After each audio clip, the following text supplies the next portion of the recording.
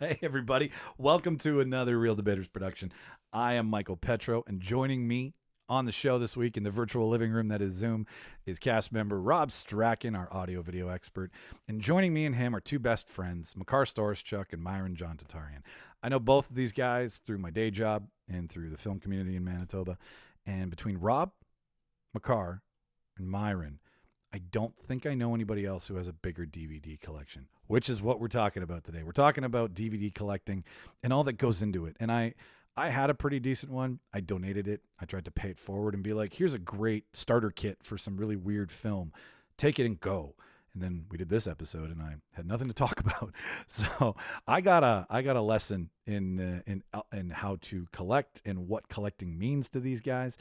We first start the show off with the history of the DVD because you don't know where you're going unless you know where the DVD has been. And with Rob's audio-video expertise, he kind of fills in the blanks and educates us as we go along. Then we dig into what's in these guys' collections, some of the gems they have, what they love about collecting. To any collector out there, whether it's records or stamps or rubber bands, what have you, you'll all understand what it's like amassing and curating something. So that's what this is about, except it's dedicated to film. Makar apparently searches for specific cases for DVDs. He's got like apparently the Wayne Gretzky of rookie cards in his collection for a DVD case. Myron is Captain OCD. I've never seen somebody take such care and consideration in how they organize and alphabetize their collection. That's also on the episode. I don't want to talk about it all because then there's no point to listen to it. For anybody who's new to the show, follow us on therealdebaters.ca. If you want to find out what podcast platforms we're on, if you want to find out what we look like, because we don't do video yet, the YouTube channel's coming. I swear it's coming. We are in the process of not working with Zoom video anymore because it's impossible to edit a Zoom video. And I bought a house, so I'll have a studio. So you'll see us soon. But for now, head back to therealdebaters.ca to see our cast bios, the blog posts. You can donate to the show. Everything you donate goes back into production costs. We don't make any money on that. We just try to make this the best as possible for you. And our merch stand, the prop shop, is there as well. We sell skateboards. So if you can find another podcast that you like that gives you a skateboard deck, well, that makes two podcasts that sell skateboard decks. But buy ours first because I don't think anybody else is doing it. Anyways, that's therealdebaters.ca. If you want to email the show, therealdebaters@gmail.com. To our top 10. If you're new to the show, we try to shed some spotlight on the top 5 places in Canada and the top 5 places in America that are spreading the good word about the debaters. So to our American friends, Washington, San Jose, San Francisco, Ashburn, and Southington, thank you. Thank you to everybody in America who listens to us, but thank you to you guys because you're chatting about us, and we appreciate that. To our Canadian friends, leading the charge as always is our fan base in Winnipeg. Thank you so much, Winnipeggers. We love it. Vancouver, Toronto, Calgary, and Ottawa round out the top 5. Ottawa, we've never seen you before, so thank you so much. Keep spreading that good word. Water cooler talk is we're great for water cooler talk. I got nothing else, so I'll just cue the reel, and you enjoy the show. Let's tidy up this tangle of film by putting it on a reel. Here is a motion picture film, 1,000 feet, 16,000 separate photographs. Welcome, everyone, to the official space section of the chart. Want the truth? You can't handle the truth. Sir, you're out of order. Out of order? I show you out of order. Ladies and gentlemen, boys and girls, thank you for tuning in to another episode of The Real Debaters. I am your host, Michael Petrow, and accompanying me today in the virtual living room is Rob Strachan, show regular, and finally 2 people. One of them who we had on during our early COVID bullshit, where we were trying to figure out like who to talk to and how to talk to them. And so we had Myron Tataryn on, local Winnipeg film professional. Me and him shot the shit, put it on like it was like a episode of like a bunch of different people that I was talking to, just kind of getting COVID watch habits and whatnot. Say hello, Myron. Hey. Hey. You can try that again if you want. Hi. Perfect. And then we also have That was a total Corbin Dallas fucking response. Hi, I'm Myron. Yeah, multi-pass. We also have one of Myron's, if not best friend, one of his best friends and fellow employee of me during the day job that we do not speak of on this show, Makar, I've worked with you for close to 4 years now, and I'll never pronounce your name properly. So what's your full name? My name is Makar Storoschuk. That's what I thought. Thanks for having me. I'll see you Monday, buddy. But Yeah. thank you for thank you to both of you for finally making some time. I mean, we don't have a lot of time, but thank you for putting us in your schedule. I'd like to interrupt and thank you for referring to him as my best friend, as opposed to giving him, Makar's done this or this. It's like, no. Makar is actually Myron's best friend. That's how we're going to introduce this. Nothing else, but he's just Myron's best friend. That's how you'll know him. Ukrainian dance teacher, film aficionado, incredibly patient, great fellow employee, Makar Storoschuk. Is that better? There we go. There we go. I like that. And ladies and gentlemen, you obviously know me and Rob from previous fun, silly, stupid conversations. This is a special episode. This is kind of I'm gonna fucking pigeonhole it. This is a bonus episode. This is the first time we've ever we've ever really had a chance to sit down and have a conversation about a topic and give you something a little extra outside of what we're doing. We've put shit up before, but I feel that this is the traditional bonus route to go. So let us know in the comments. But this episode is all dedicated to the history and the love. Well, more the love of it's about DVD collecting. We'll just get to the brass taxes of it. And in a day and age in 2021 when it's really I mean music stores are dying, DVD sales feel like a garage sale thing more than a thing that people are rushing to when they could rush to the stores to buy. I have a box of DVDs to sell at my yard sale this spring. Yeah, you do. And I'm probably going to buy some because after having culminating everything for this episode, I've realized that I miss having a hard copy collection. And looking behind Myron, I'm incredibly jealous. It's almost going from 6 to 12 and how much you fucking have. There's the picture. That's the episode picture right there. And Makar showing off his stack in the background there too, which I think you've got some sort of arcade game. And now Rob is flashing his stack as well. I feel like I'm a dealer at a poker table and I have no chips to my fucking name. Anyways, so that's what the show is about this week. That's what we're going to get into. But before we get into that, I wanted Like you showed up on the porn set with a micro penis. Somehow I got past all of the pre-checking. Like they never, like the day of I get there, they pull my pants down. They're like, who fucking let this guy go? Anyways, I want to start with Makar and Myron and do what we do. What we always do is what the fuck did we watch this week? What did we consume? What did we enjoy? Because like again, there's not much to fucking do. So we'll start with Big Bad Makar and tell us what the fuck did you watch this week? Yeah, what the fuck did you watch, Makar? Yeah, Makar.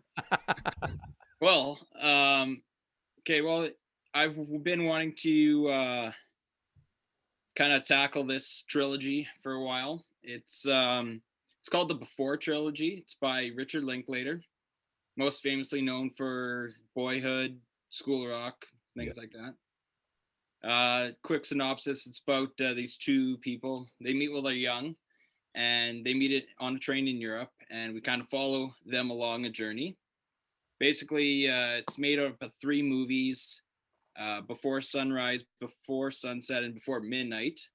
And basically, they have 9-year periods in between each film, and then we kind of go through their journey as they coincidentally meet each other throughout each movie. And Didn't sound like a coincidence after the first time. well, I know, but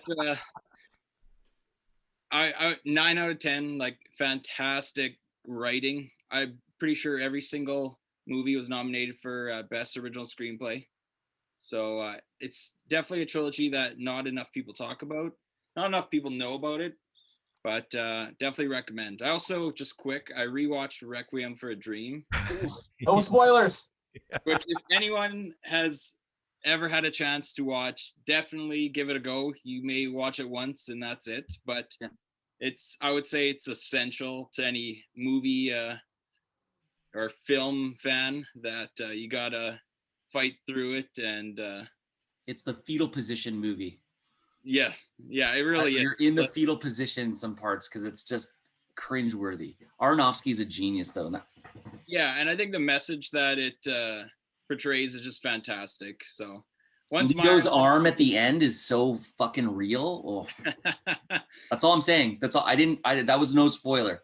yeah. What? So once Myron actually watches it, it'll be great. So, okay, well, hang on. Whoa. Myron, you haven't seen Requiem, first of all? Here we go. No, I have not. Okay, no, that's fine. That's fine. Like, there's movies, like I don't shame people anymore for being like, you haven't fucking seen that, because there's so much. It's in my collection, It's and it's not even opened. That's beautiful. Well, if Yeah, you're ever that's selling that, Okay. Let's unbox it. It's even the Steelbook edition. we're a bunch of vultures. Yeah, you're gonna hear that many times. Whole part of collecting. Myron and I really are vultures. We've gotten them from all over, but we'll touch on that later, I'm sure. Okay, I wanna go back here. So the Before series, I'll point out some things here. So Ethan Hawke and Julie Delpy, first of all. Yeah. And it, like, now that you've seen, like, did you see Boyhood? You saw Boyhood, I guess? Yeah. Okay. So having done one movie over the course of, what was it, 15 years? Am I not mistaken? 20 years? Something like that. Yeah, I think it's What do you like more, when he did it in one movie, or do you like this series where each movie is 9 years apart from each other? I think I appreciate Boyhood a little more for the actual challenge it was to, I think, bring that back, everyone, and keep to some sort of structure and put that together as a feature, where I think, don't get me wrong, the Before trilogy is fantastic, but they had so much time in between to prepare and make tweaks and move around as they wanted to. So I think rightfully so, Boyhood should be near the top of the list, just because I think it's more of a cinematic piece of history more than anything. Yeah, I'll agree with you on that for sure. Has anybody else seen? Raise your hands. Has anybody else seen Boyhood? Myron's seen it. I'm not. I've not seen it. I have only seen the first one. So whenever was it? Midnight, daylight? What? Yeah, what is it here? Before midnight? Nope, that's not. Before Sunrise. Sunrise? Yeah. Before sunrise. Yeah, there we go. I've seen the first two of that trilogy. Okay, so at some point or another, we've kind of all seen. I didn't realize. Dazed and Confused is the Linklater movie I've watched the most. As we all have. How many beers have you had, man? 3. Oh, you're gonna die, bro. That's my favorite line when they're climbing the clock tower. Or no, that's Back to the Future. The bell tower. Bell tower is Dazed and Confused. Anyway, sorry. Go on with. Yeah, no, I was so we've all kind of seen it, but I didn't know that it was a trilogy. I just thought he was using the same two people and writing different movies. I didn't actually know until very recently, like within the last 5 years, I'm sure, that I was like, oh, this is Linklater stretching his dick again, making long, epic, forever movies. That's what he does. He's like the Stephen King of the fucking movie world, where he's like, I thought it was more of an elongation of his foreskin. Okay, well, whatever part of his penis you want to use. He's doing docking. This is fucking docking. So, yeah, I just, it was funny. I'm like, oh, I'm an idiot. That's probably something I should have known. What the fuck did you watch, Myron? A lot. Most recently, though, I watched on my brother's recommendation HBO doc called Tiger. It was in 2 parts. It's obviously about Tiger Woods. Maybe not obviously, seeing as it could be about a tiger. Yeah. And it was phenomenal. Like 9.5 out of 10. I'm not one to go deep into docs, even though I love them. It's just I prefer scripted things. I don't know. It was so well done, and just a deep dive into who this guy is, how he was brought up, everything from his father, and I won't get into spoilers, but how he had his downfall and his rise again as like the golf legend, and everything that came with being Tiger Woods in an elitist white sport. It was incredible. So that really was a solid watch. 2 parts, amazing. Did you think it was as good as the Jordan miniseries, Doc? No, and it's because of this that I want to watch The Last Dance now, which is the Michael Jordan miniseries on Netflix, which also I hear gets amazing reviews. It's really good. For me, it was nostalgic because I remember watching some of those games when I was like 9 or 10 years old. So it kind of like brought some of that back when That's I was awesome. still into sports before I learned to like other things. If you're not a sports fan, would you like it, Myron? Like if you know 100%. I'm not a sports guy, and any one of my friends can attest to that. I've tried millions of times. I'm just not a sports guy. I'll watch like the big games. I'll watch playoffs just for like the social aspect of it when that was a thing. But in all reality, I really couldn't care less about it at the end of the day. It's fun when you're there and you're invested. You're like, all right, I'm just gonna choose a guy, and I don't care what team wins. But this team is gonna be my team for the night. Yeah, no, that is like with no preconceived notions. Yeah, but no, Tiger is a story for, or a doc for anyone. It's a mature story, but it's for anyone who is a human being. It's a very human story. I love how you made sure everybody felt safe to know that they could watch. It's kind of the classic American tale too, right? You know, he Very rises against all odds. He has it all. He fucking loses it all, and then he has the comeback story. 100%. Like, Americans love the second chance more than anything else. And that is There's nothing more Jesus than that. More Jesus, indeed.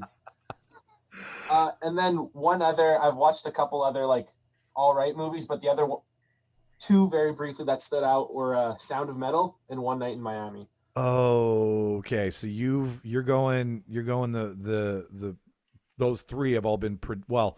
I don't know about Tiger, but I know One Night in Miami and Sound of Metal are both Oscar contenders so far, and they've only been out for like 2 weeks. Well, I wouldn't be surprised if because the new part, I think it was because they were separated in two parts. The first part of Tiger came out, I think my brother said like 2 years ago or something. And the second part only came out last year or this year. But for most award shows, they're combining, 2020 with some of 2019. Yeah, So I wouldn't be surprised at all if it won some documentary stuff or got some nods, for sure. But yeah, One Night in Miami and Sound of Metal were incredible movies in their own rights. One Night in Miami is the play. Correct me if I'm wrong, but it's the play turned movie by rookie director Regina King, her first movie, like, that's pretty awesome that it's her first movie, and she didn't put herself in it. I also heard that, like, she's behind the camera, not in front of it, but it's the story of Malcolm X, Sam Cooke, Muhammad Ali, and who's the one I'm forgetting? Someone Brown. It's the football player, the linebacker, the receiver. Yeah. And it's the story of them in One Night in Miami, and with all their influence and just their who they are as people and what movements and ideas that have come from those four people in one room together, right? Like, it's what if that happened? And you can tell it's very evident that when you're watching, you're like, oh, this could be a play. And then you're like, oh yeah, it is a play. Because literally it's pure performance and dialogue. But the acting is so magnetic and absorbing, and you just want them to keep talking and keep getting into shit and then solving it and then getting, like, you just want them to keep at it. And like, it's 2 hours, I believe, and just went by so quickly. Yeah, okay, it's on my list too, because now I have the big four. I've got Crave, Amazon Prime, Netflix, and Disney. I think those are the. And I kind of think you need to add Apple TV now too. Apple TV Plus. We have Apple TV because Shauna upgraded the iPhone, and they were like, "Here's a year free," and I haven't watched shit on it. Like, why don't you watch that weird show where no one can fucking see? Because civilization would definitely progress that way. Oh, but seeing as you do have Apple TV, sorry to interject, Rob. Wolf Wakers. I used my Apple TV trial to watch that. That is going to be for sure animated Oscar nom. Okay, sweet. I'm gonna subscribe to it, I think. But the problem is I have so much stuff to watch on all the other streaming services. Yeah. Makar, how long's your list? What do you think? I know we talk about this all the time because I'll be at work and I'm like, have you seen this? And you're like, well, between according to my IMDb watch list, I think it's about 1,100 things to watch or something. Oh, perfect. You'd be caught up by 2036. Exactly. Yeah. Jesus Christ. Well, the problem is like you've got so many things you want to do. I got TV shows I want to watch. I got movies I want to watch. I've got video games I'd love to have time to play. And fuck, I've got like 8 books on my bedside table to read. Like, it's like, where the fuck do you have the time? Yeah. We need to move to, is it Mars? Mars is a 26-hour fucking day. Something like that. We need that shit. I need 2 more motherfucking hours. Yeah. 2 more hours of just like whatever the fuck time. Right. I mean, I'll probably be too tired and end up just sleeping them, but whatever, you know. All right. Well, I will go next. Thank you for that, by the way, Myron. Those are Don't I get to go next? Or don't you go Oh, last? No, you're right. You're right. I did say I was going to go top to bottom. So Rob. I'm gonna be quick. Yeah, So, no, take some fucking time. We're fine. Movie. I'm gonna start with the TV show I've been watching this week. So Outlander just got picked up on Netflix. And I fucking crushed with my wife the first 2.5 seasons. And honestly, I made fun of my mom for like really liking this show, but it's pretty awesome and gory. And I mean, I'm Scottish by ancestry, so I don't know, I have this affinity to this show, and it's actually pretty fucking good so far. So I've been watching a lot of Outlander. Movies wise, Micheal and I kind of were bored, so we were kind of like, let's find some late 90s, early 2000 rom-coms. So, and I love rom-coms. Like, Yes. I mean, even all the times I've been single in my life, I used to go to Rogers and Blockbuster and rent rom-coms by myself and watch them. And No shame. I love it. But the 2 that I've watched in the last week, the first one is, I think it's 99. It's She's All That. I've heard of that one. I haven't seen Okay. it, but I've heard of it. It has, what's his face? Is that McConaughey? Pardon? Is McConaughey in that one? No, the second one I watched is the McConaughey one. The other one I watched, Petrow, who's in She's All That? Freddie Prinze Jr. Freddie Prinze Jr. Thank you. Brain fart. You know who else is in it? I forgot. Is what's his face from Paul Walker's in it. Yeah, he's the douche. Yeah, he's the douche. I was like, oh, Paul Walker's the douche in this movie. And then the other one I watched is a McConaughey one, and it's How to Lose a Guy in 10 Days. So good. The movie's So so good. good. Oh, good. It's so good. I watched that for the first time like 2 or 3 months ago, just because I was on a little like rom-com 90s, early 2000s bender, and I was watching like 4 or 5 back to back. Yeah. And I'm like, I'm gonna watch the ones I've never seen before, and that was like the first one I watched. I'm like, this is amazing. It's so good, man. Bullshit. And Kate Hudson's awesome in it.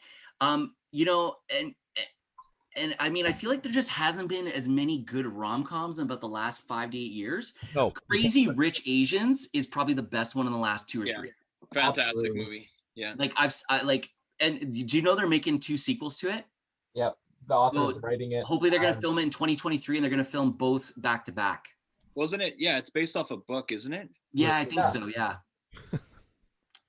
I don't know if the author is writing the books or if the books have been written. I thought the author was writing the books. I as think they- she's writing the books, and they're coming out this year or something like that. And then Yeah. the plan is to film the movies. And so is the next Game of Thrones book too. But you know, Oh, That'll be don't fun. even get me started on George R.R. Martin, man. Like, yeah, I'm gonna be I dead want to by fight. that. I want to fight by him. that time. If I see him, I'm smashing a beer bottle, and it's gonna be like, dude, stop doing other stuff. Finish your fucking books. He's gonna die like Wheel of Time guy, Robert Jordan, and then another guy's gonna have to write it, but he didn't leave any fucking notes, so it's gonna suck. Anyway. Well, actually, he did. He to David Benoit or DB Wise, like the 2 showrunners. He told them like the secrets of all that goes on within the last one, and they were able to use that for the final season. But he gave them like an extensive list of notes of how to finish this in case he does die.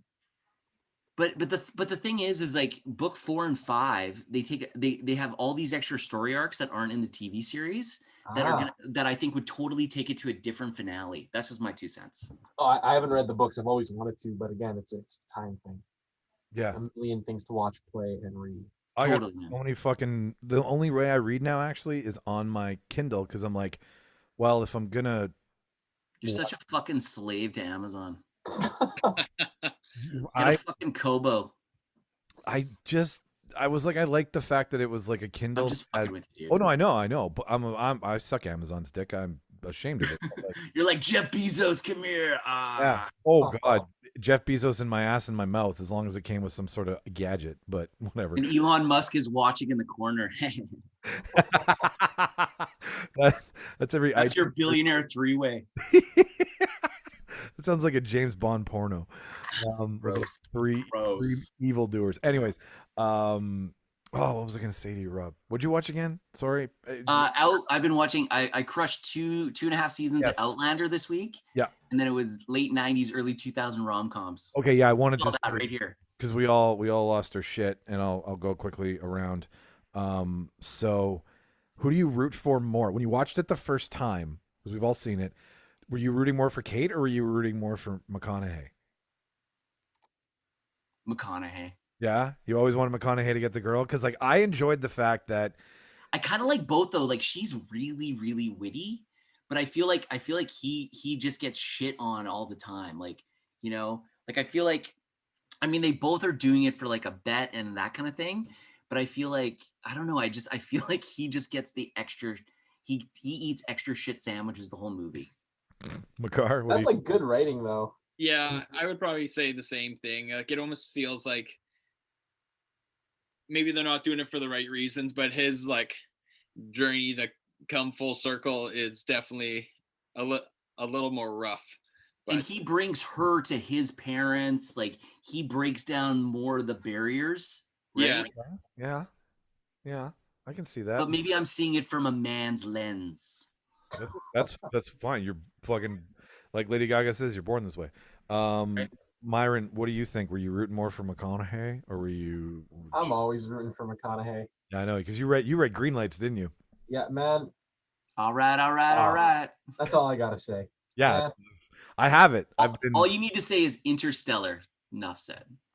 Oh, Interstellar. Anything that guy does, but to the movie, yeah, he's McConaughey. He's absorbing when he's on screen. I almost bought a Lincoln because of that motherfucker. Almost. Don't worry, enough fucking people did. That commercial, and then when he got into like Jim Beam, when he became the Jim Beam spokesman, I was like, "What can't you do, McConaughey?" Well, he can't do the fucking splits like fucking Van Damme on two Volvo fucking semis going backwards. That's what he can't do. That's true. Cut to Van Damme commercial. So and that's why I drive a Volvo. That got stolen and then returned. And he couldn't do a damn thing about it because why? Because the key wasn't in the car? They couldn't track it. Why? A meth head stole my Volvo. I had started it and then I was shoveling. I started it. I went inside to take my boots off and put my sneakers on. And in those few minutes, somebody stole my fucking Volvo. And so I reported stolen. They finally find it a couple days later. Turns out this guy, meth head, stole it, decided he was going to drive to Red Deer, was driving down the Trans-Canada and was like, hey, I need to smoke some more meth, and basically swerved into the ditch and it got stuck. Some nice guy picked him up. He was really sketchy. He drove him back to the service station that was nearby. And the guy was like, whoa, that guy's really sketchy. He calls the RCMP. The RCMP happened to be right there at the Esso station. They arrest the guy. And then I got my vehicle back a month later after MPI fixed it and shit. Nice. Nice, yeah. And that happened 4 days before Christmas. Jeez. During a pandemic? So the thing I didn't realize is that once you start the car, even if the key's not in there, you can drive until it runs out of gas. Yeah. I didn't know that. I thought it would only go so far and then gently come to a stop. Nope. This is the best. That'd be a perfect commercial. Nope. Like that isn't true. Like debunk that. Put that on Mythbusters. No, you can keep driving. You can drive as far as that gas. But think about it. It makes sense though, right? Because it would be a safety thing. Because what if it just came to a stop on like the middle of a super busy freeway? Yeah, that'd be fucked. Oh shit. Anyway. Sorry. Yeah. Back to fucking movies. She's all that as well. You were going through some hard 90s rom-com at home. I fucking love that. Like, well, She's All That's 99 is late 90s, right? Yeah. McConaughey's the king of the 2000s when it comes to rom-coms, bro. Yeah, I agree. My dates are off. The only person that does more rom-coms in the 2000s than McConaughey is my favorite, Owen's brother. Owen Wilson. Owen Wilson. Sorry, I fucked that up. That was brutal. Flash to picture of wrong Owen Wilson. I watched this week. Me and Makar were talking about this at work. I watched Blown Away, the new season. Yeah, that's a good one. Jeff Bridges, man. No, not Not Jeff Bridges. Yeah. Different show. No, Tommy Lee Jones is in this TV show. This is a TV show. I'm sorry. Okay, no, that's fine. That's fine. But it's funny because it's about glass blowing, and you're talking about the fucking Jeff Bridges bomb unit movie from my youth with like the U2 heavy soundtrack. That's what's the best thing about that movie is that there's like 12 U2 songs in it. Anyways, no, I watched Blown Away, the second season of the glass blowing show. Glass blowing's fucking cool. That's all I have to say about that. It's incredibly soothing television. If you want to like go to bed and you're like, I'm just gonna watch people make art. You can do a lot of fucking weird shit with glass. Like they're like, and like that's how they like start a blow. And the best part of the show is listening to the judges go, "Guess who blew us away this week?" And you're like, man, like your marketing department, like you maybe, I don't know, come up with a better moniker with glass in the title, not blown, and then you won't have to use it so much and be like, blow us guest judges. So that's really So is it like a reality show, kind of like? Yeah. Is it as cool as the one where they make their own knives and then cut like big slabs of meat? Have you seen that one, Makar?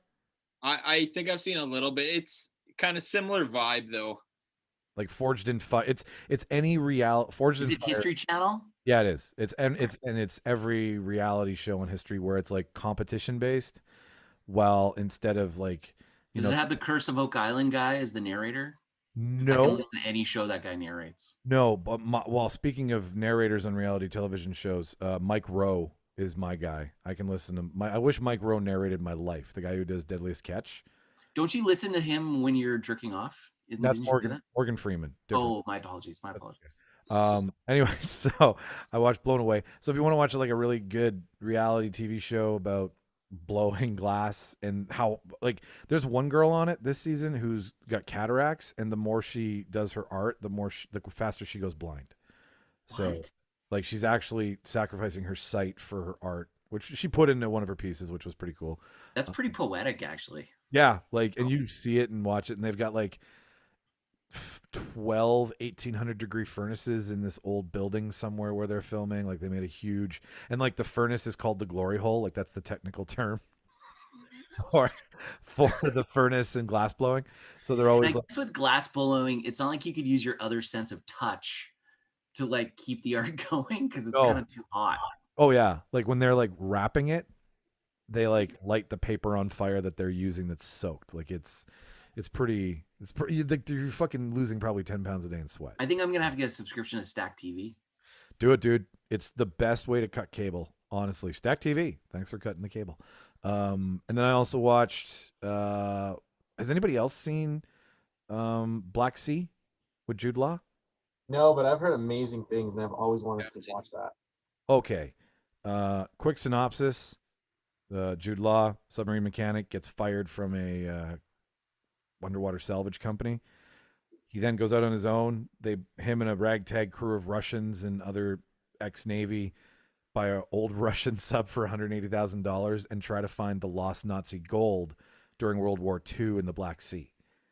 I'm thinking of Black Sails, the pirate TV show. Yes. I have not heard that.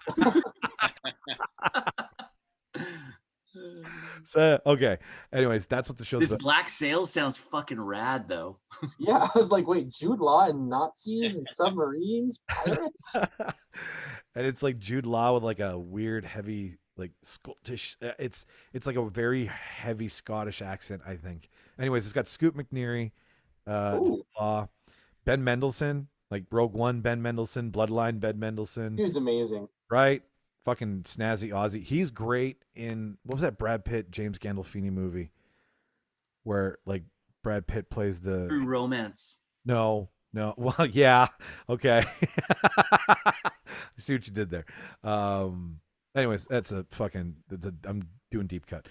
point of what I was saying is that if you want to watch a really great submarine movie, underwater submarine movie, where else would submarines be? Watch awesome. Black Sea. Black Sea is awesome because, like, I think it's kind of based on a true story. I'm not 100% certain on that, but Jude Law is awesome as a submarine commander, and crazy shit goes on, and it's this up and down, like, big guy versus little guy story. I was finishing it before we jumped in here, and I was like, I can't half pay attention to this. I need to know. This one? You checked your app? Fuck yes, you have the God. Is it? Is that it? Is that a? That was it. Yeah, that's definitely it. That's Now, hilarious. my question is he as good of a submarine captain as McConaughey is in U-571? Better. Hmm. There's a scene. Myron might fight you on that. Okay, it's all spoiler alert. There's a scene where one of the guys in the sub finds out that he won the lottery. He won $30,000. That's the lottery? That's a lottery. That's not the lottery. So, anyways, he finds The out. hand-me-down lottery. Yeah, it's the lottery for the poor people. So he breaks radio silence while they're underneath the Baltic Sea Navy to check his lottery numbers. And Jude Law finds out about it, and then this guy and this other guy get into a fight over who bought the lottery ticket. Jude Law, as captain, breaks up the fight, and he looks at the guy whose lottery ticket was. He was like, "You broke radio silence for $30,000." And then lights the winning lottery ticket on fire because they're all supposed to make $2 million in gold bullion. So he breaks the radio and lights a winning lottery ticket on fire to prove that they all need to be in this together, and they'll come out richer for it. So it's really fucking crazy. I don't know. It's like 2014, 2015. Anyway, I don't know. Oh, I remember the movie with Gandolfini and Brad Pitt's The Mexican. How many fucking movies have these two done together? It's the one about crime bosses. Scoot McNairy's also in it too. He's great. Killing Them Softly. That's it. Thank you. Killing Them Softly. Where Ben Mendelsohn and Scoot McNairy again. And Brad Pitt is brunette, right? His hair's dyed black or something. Yeah, it's dyed black and it's like douchey with the thing on it. Anyways, I am warmed up. I'm good. Let's break into this fucking bonus content shit that I said we were going to be doing now. This whole episode, ladies and gentlemen, is dedicated to these three gentlemen's DVD collection. That's what inspired all of this to begin with. I've realized that like Shauna's brother has all my old DVDs, which is totally fine because I still have access to them. But like it was a small milk crate when I handed it off, and I remember a very big collection, and it's just dwindled over the years out of stupidity. Can I make a small alteration to this? You can add to it, sir. I don't consider mine a DVD collection. Mine is a Blu-ray collection. Fair enough. Okay. I'm the Okay. same. Bro, If it ain't 1080p or higher, motherfucker, it ain't worth watching. I am only here to facilitate this and to pull information out of what it means to you guys and to make me jealous of not having one anymore. So feel free to add and subtract and multiply and divide and cut whatever way you want on this one. it's not politically correct, Stanley. Refer to my DVDs as the proper name, okay? They're Blu-rays. Just use fucking Blu-ray.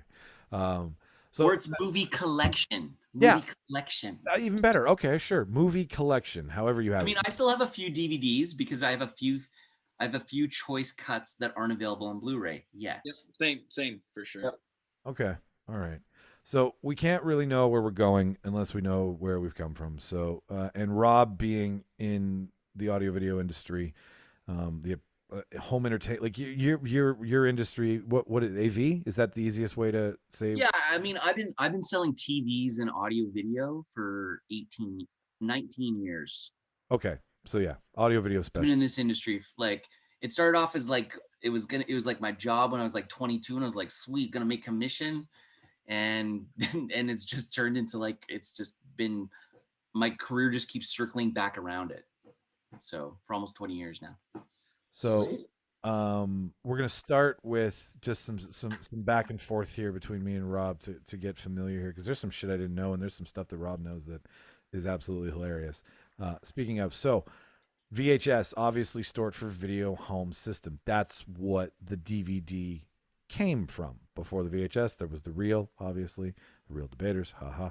But then the VHS gave birth, well, not birth, morphed into the DVD eventually. I like gave birth better. I mean, the biggest thing about the VHS though is, I mean, for the first time, people could take that cinematic experience and bring it into their home. And that's why it's such a big monumental thing, right? And I mean, it took a long time for it to get fully adopted.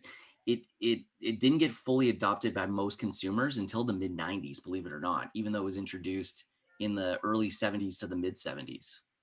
Also, for Here's a fun fact about the VCR. 1975 is the first year that the VCR was introduced in Canada. The same year, Honda released the first Civic in Canada, and guess what? They were both the same price at $2,500. Yeah, I think that's the big thing. Like when it first came out, it wasn't like feasible for like the odd Everyday consumer. For regular Joes to buy it, right? Yeah, exactly. And I mean, it wasn't actually, Mike and I were talking about this beforehand, and it's like, we always hear the Betamax versus VHS, right? And Sony invented Betamax, JVC invented VHS, and, everyone was like, well, Beta's better. It's got the smaller tapes, it's higher resolution, but VHS won out. And the thing that a lot of people don't know this, the reason why it did is because it's because of the porn industry. And what JVC did is they gave free cameras and cassette tapes, like VHS tapes, to the porn industry to record porn on, because they knew that the first people that were going to go out and buy these were going to be guys that wanted to be able to jerk off at home instead of jerking off in a porn movie theater. And it worked. It paid off in spades. And I mean, we all know this. I mean, after about 1988, you couldn't rent a Betamax anywhere. It was all VHS in the video stores. It's funny how the porn. I love how Myron just has a giant smile on his face. I'm just like, this is all like, I'm like, what? This is crazy. Like, it's just little tidbits that I would have never thought of. And I'm like, the world, man, the world. The funny thing is the porn industry has actually pushed a few major technologies. So the first one's VHS. The next one is the DVD, because now you didn't have to record, you didn't have to fast forward and rewind to get to your favorite scene. You could jump back and forth, right? The other one is high-speed internet, because then you could stream videos. And then the last one was Blu-ray, because there was a big battle with Blu-ray and what was called HD DVD at the time. And what the nail in the coffin is when Vivid, which was the biggest porn producer at the time, basically said, hey, we're going to go with Blu-ray. HD DVD folded like 6 months later. That's crazy. Yeah. That they had that much power over that. Well, it's not power, but I think it's just like, it just shows the power. Yeah, I guess it shows the power of the porn industry and how much money is wrapped up in and around it. Makar, how many DVDs in your collection are porn versus not porn? I can't say I have any. No? You sure? I'm pretty sure. I think the closest would be maybe like a late night comedy of some sort. Like Van Wilder, the rated version. Yeah, exactly. I think the day of owning like an actual porn video, like a cassette or a disc or something, like, I mean, not with a smartphone. I mean, what's the point? Yeah. Unless you're like into like a really nostalgic vintage jerk, like I don't see the point. Like you have to set the scene. Yeah, like it's like you're lighting the candles. It's like that Chris Rock stand-up where he's like, the Home Alone jerk. I get out the Vaseline and get the candles out, and I bring out the old Penthouse magazines. Like, oh, that is such a fucking good bit.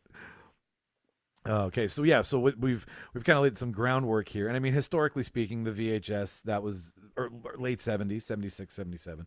We go through the 50s and the 70s with magnetic tape and whatnot. It was 95. I've got this here, and Rob, you can probably confirm this too. Digital disc optical data, that's what DVD stands for. Obviously. I mean, DVD came out in 95, but let's be honest. I mean, it didn't really first hit the market hard until 99. So the first, my parents bought a DVD player. I think they spent $1,200 on it. And I remember the first DVD I bought was The Matrix. And, and that would have been like late 99, early 2000s when that came out on DVD. Because it came out, I think, in the summer of 99, that movie. And yeah. it's like there's so much infighting with the making of the DVD because what you've got is Well, there was two competing camps. So Yeah. Sony Philips was one, and they had invented the CD, and they had won the CD battle. And then Toshiba and Panasonic were the other one. Yep. So Toshiba and Panasonic won out, and they're actually the makers of the DVD. And it basically used an MPEG-2 compression, and it basically just allowed about 4 times the density of a regular CD, because a CD is about 770 megabytes, whereas a DVD is about 3.4 to 4.2 gigabytes. That's exactly what I'm looking at right here. And there was also, once they'd kind of figured out what company was going to make the DVD, then it was, well, make DVDs, I should say, because there was the infighting about making a standard format, was there not? Like you had Apple, you had Microsoft, you had Sun Microsystems and Dell on one side saying, we're going to make it this way. You had IBM on the other side of the conversation saying, we're going to make it this way. Yeah. There's all this infighting to be like the first one, and they finally figured out how to do it. Well, it's because everybody wants their patent to win so they can make the most money, right? Exactly. And then, but eventually some there has to be a standard. And, and the same thing happened with, years later when we had HD DVD, which was basically Toshiba, and then we had Blu-ray, which was, Panasonic, Samsung, Sony, and then the movie studios were kind of split between the two. Yeah, no. HD DVD is actually a better technology because you could build it on the same production line as a DVD, and you could actually put a DVD on one side and the HD DVD on the other. So you'd only have to sell a single disc, and you could actually hit people with both a legacy player and the new player. But ultimately, Blu-ray won out. The other big advantage of Blu-ray is that you could actually do a second layer on it. So you could actually increase the density of the disc up to 50 gigabytes. That is why I love your brain, sir. I'm a giant nerd. I know a lot about this just because I used to sell this shit.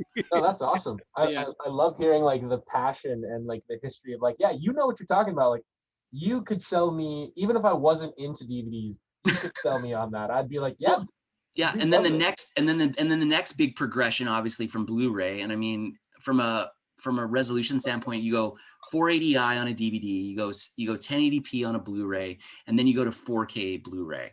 And I mean, the big advantage of 4K Blu-ray and the way they were able to put bigger files on that is just better MPEG-4 codecs. So you're basically doing better compression on that 50 gigabyte disc that already exists. I would love to get your opinions. I don't know if you mentioned it, but 3D Blu-rays, between the rise and fall of the 3D Blu-ray, Makar and I have had many lovely talks about. I own so many Blu-rays that have the 3D disc in there, and it's hilarious. And I used to spend the extra like $3 or $4 to get the 3D version when it would come out. And I mean, 3D was such a big thing. I sold TVs at the time, and I always thought it was fucking stupid. Personally, 3D, if you're gonna watch a 3D movie, you go to the movie theater to see it. And I'll be honest, I don't even like 3D movies because when you put the 3D glasses on, you actually like limit the lumens or the nits on the screen, and it's incredibly dark. And I actually think it degrades the quality of the imagery so much so that I actually don't enjoy the movie. Honestly, the only movie that's a standout for me that I really liked in 3D is Avatar. And that's Avatar? How do you Avatar, feel about and that's literally the only. Oh.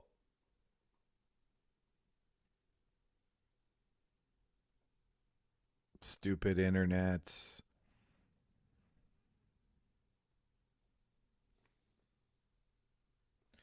Well, ladies and gentlemen, that's when the internet kicks out on you, so we may have to clip out here for a second and pop back in. Example, Whoa, they've gotten away from the glasses and strictly just screen, and it's done wonders. Like I remember we'd go see IMAX, and of course it's 3D, but now they got rid of the glasses, and I agree where the colors, everything is just way better. And well, remember when IMAX, it would only be 3D movies, and then they started one show a day would be the non-3D. Yeah. I would go see that one. Without a doubt. I think they actually found out that more people were going to that than the other ones. So they started kind of scaling them back. The other thing is with the 3D, you actually need 2 separate cameras inside the movie theater. It's way more expensive. Those have to be perfectly aligned. It's such a more complicated setup. So I think it's just going to go the way of the dodo personally. Mm-hmm. I just popped back in, guys. My internet decided to. And also with 3D too, there was a fight because there was passive and there was active.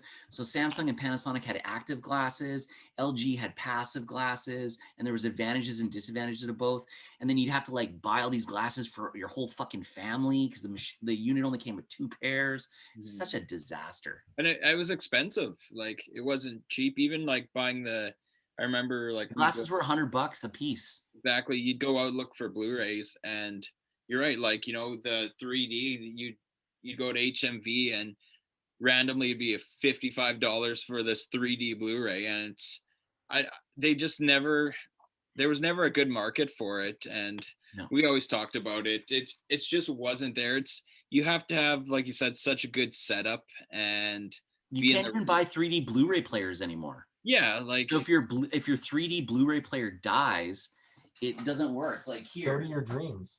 Here's a 4K Samsung Blu-ray player because they don't make these anymore. So I have 2 extra ones in my office for when my Blu-ray players die. That's the one I have. I have the same one. And this doesn't do 3D.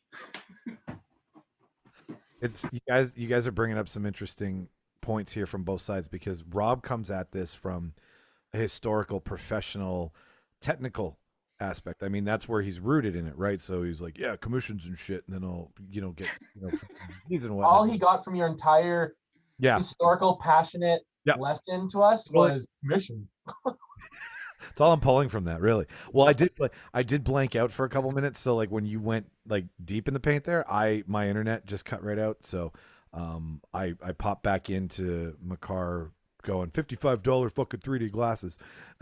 So I was is that going to affect the recording? Your internet cutting out? Oh, totally. Yeah, but it's fine. That's the magic. Okay.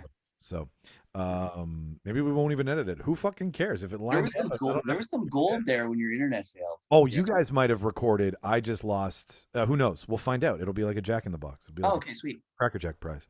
Oh, that's right, because the Zoom records in the cloud, so we're cool. Yeah, no, we have backup for. Yeah.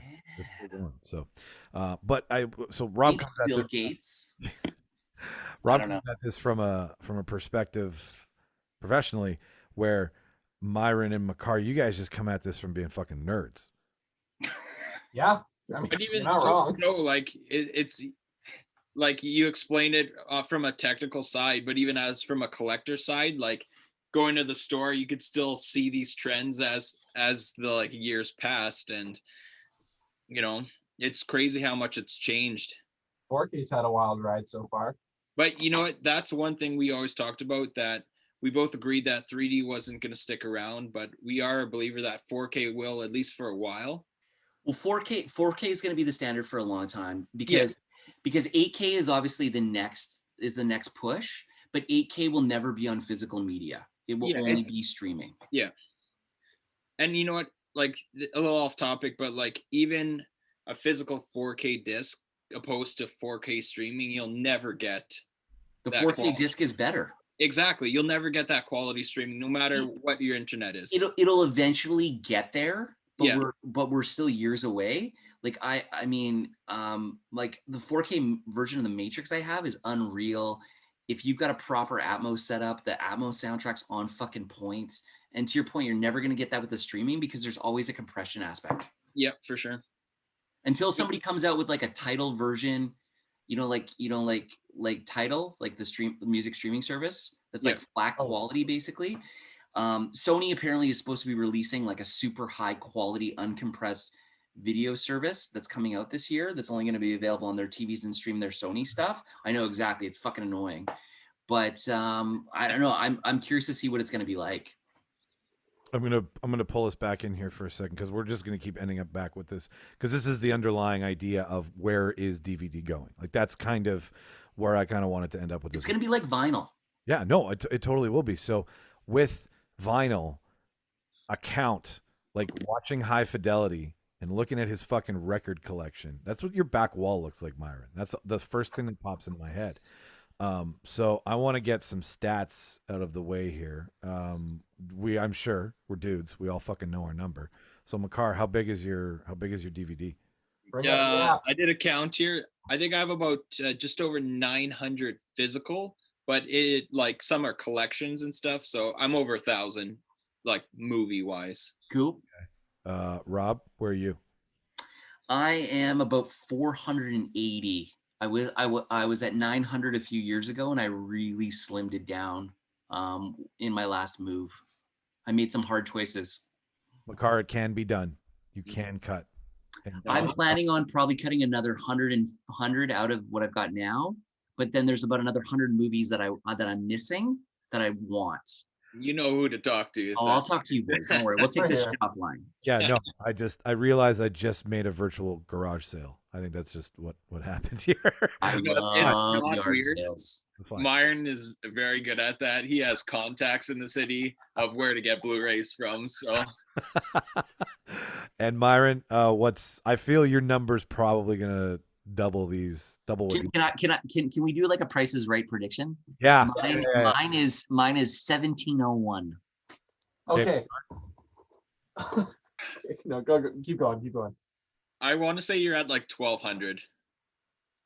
I'm gonna give it 1175. All right. So I have 1,087 discs, making up over 1,200 titles. Wow.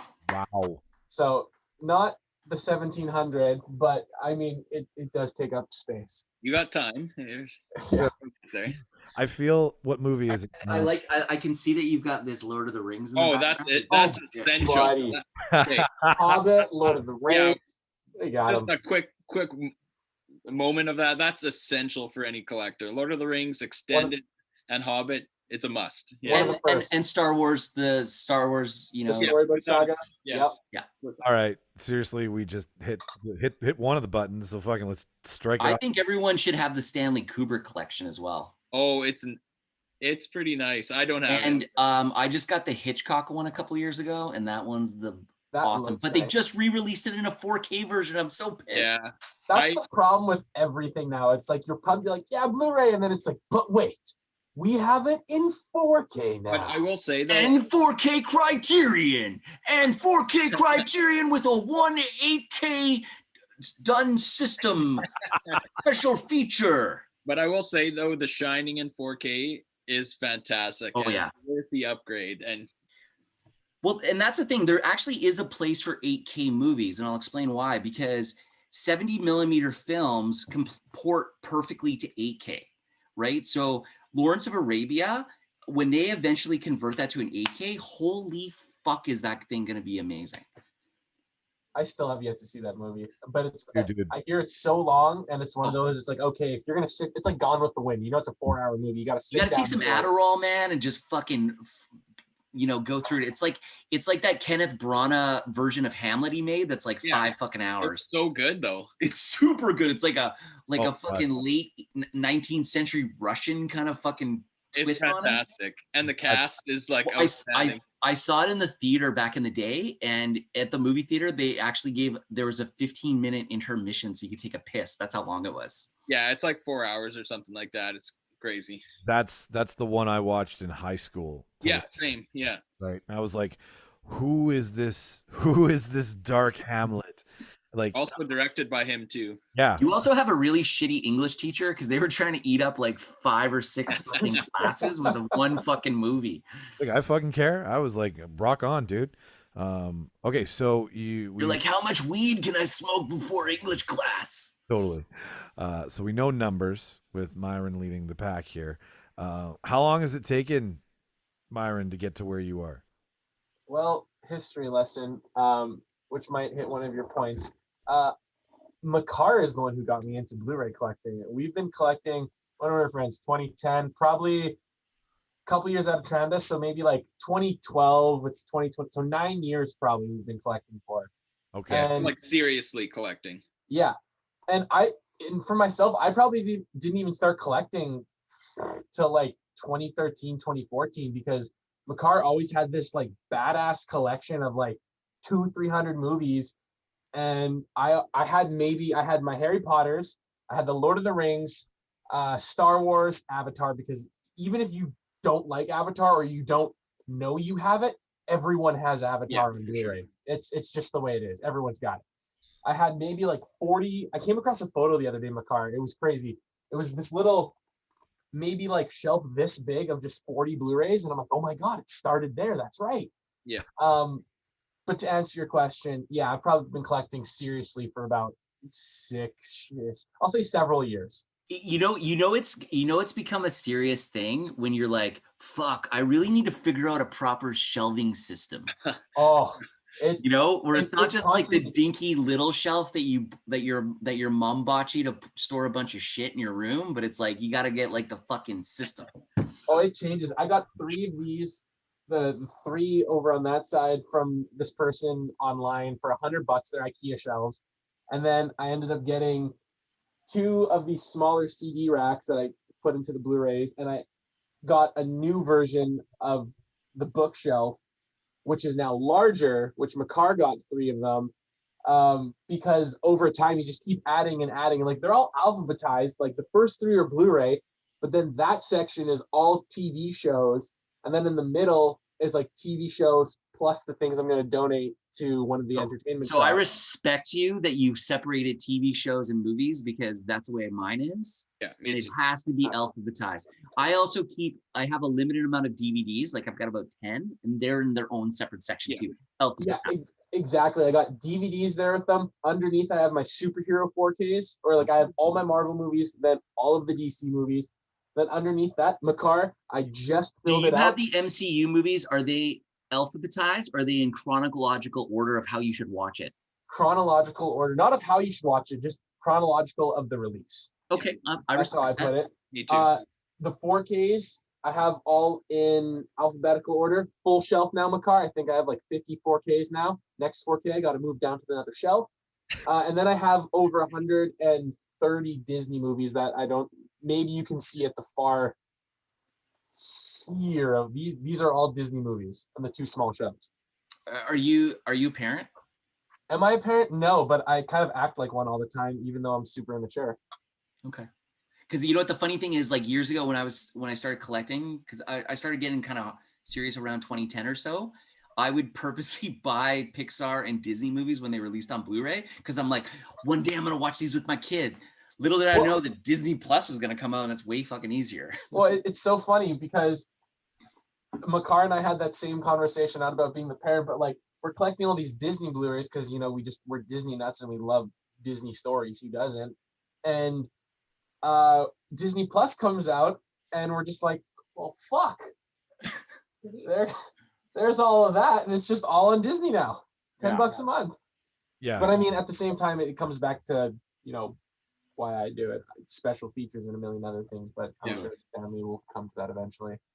Rob, I'm gonna just assume that since when you started as a young man at Future Shop, that was when you really started collecting, because you probably had Like I mean, I started working at Future Shop in 2002. Honestly, I bought the odd movie back then, but I was more of a heavy CD buyer. I still own about 10. I still own probably about 5,000 CDs that I just can't part with.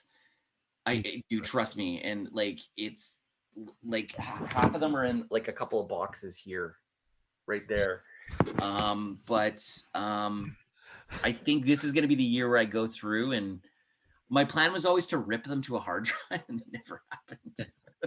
And then Spotify came out, and I was like, why the fuck do I need to do that? But again, I mean, just like a 4K Blu-ray looks better than 4K streaming on Netflix, a fucking CD sounds 1,000 times better than streaming it on Spotify. And I know this because I used to sell speakers, and all the guys that I worked with when I worked at Visions were like, why do you have CDs that you demo with? And I'm like, how much fucking audio did you sell this month? And it was because it was crazy because the CDs sounded better, and it just, people were more impressed with it, I don't know. That's just my 2 cents. And listen, man, everybody loves listening to Sting and buying speakers. It's like science. fucking that's his hard truth right there. That's right. The So- majestic voice. We've got, when did you start collecting? We've checked that off the list. We've got, how many do you have? We know Myron's got the biggest. So obtaining this collection. And I mean, I also would like to just say that this episode is brought to you by OCD, ladies and gentlemen. that these gentlemen have brought to the episode today. All of the It's OCD. brought to you by the Dewey Decimal System and librarians everywhere. No shit. This is for all you librarians who love accuracy, and I get it because, like, I have a minuscule record collection, and it is organized a certain way, and I have collections of things that I have in a very certain way, and you know, it's tactile. I get it. It's something that you can touch instead of buying a digital copy. It's something that represents how much you love film. Like it's to someone who loves handbags or to somebody who loves art. It is meaningful in a way. It is shown off and it is curated and it is taken care of and it is treated with respect and it's put back in the box. It's not left around, you know, to get scratches and shit. Like, you guys really, these are your fucking babies. So how do you get them, Makar? Where do you, like, are you pre-COVID, pre not being able to go to the mall and enjoy a good, you know, afternoon expenditure? Yeah, I would say it's like a good mix. Like, when I started my collection, we used to go to like Black Friday in the States all the time, and I'd come home with like 50 Blu-rays because they'd be going for like $5 each. So that's, I think, when it really started, where I could buy in like bulk for like reasonable amounts. And then slowly, when we got to more like specific and collectible things, I know online eBay was a big one. I know Marn and I have searched around just like Kijiji and Marketplace. I know is big right now too. So, but definitely started Black Friday for me, where I could really start buying in like bulk, if you will. Yeah, and like you can start putting a dent in what you're trying to collect. Yeah. I mean, the hockey collection, record collection, stamp collection, like DVDs, I feel have the best Ears collection. What was that? Ears. Ears. Yeah, I mean, if you're Jeffrey Dahmer, you're collecting ears, but like, Well, no, that was a Universal Soldier reference. Come on. Oh, Dolph sorry. Lundgren's like, I'm all ears, and he's got like, never mind. I could only have so many bad '90s action heroes in my life. I chose Stallone. I didn't go with the Van Damme, Dolph Lundgren. That's how winning is done. There you go. Thank you.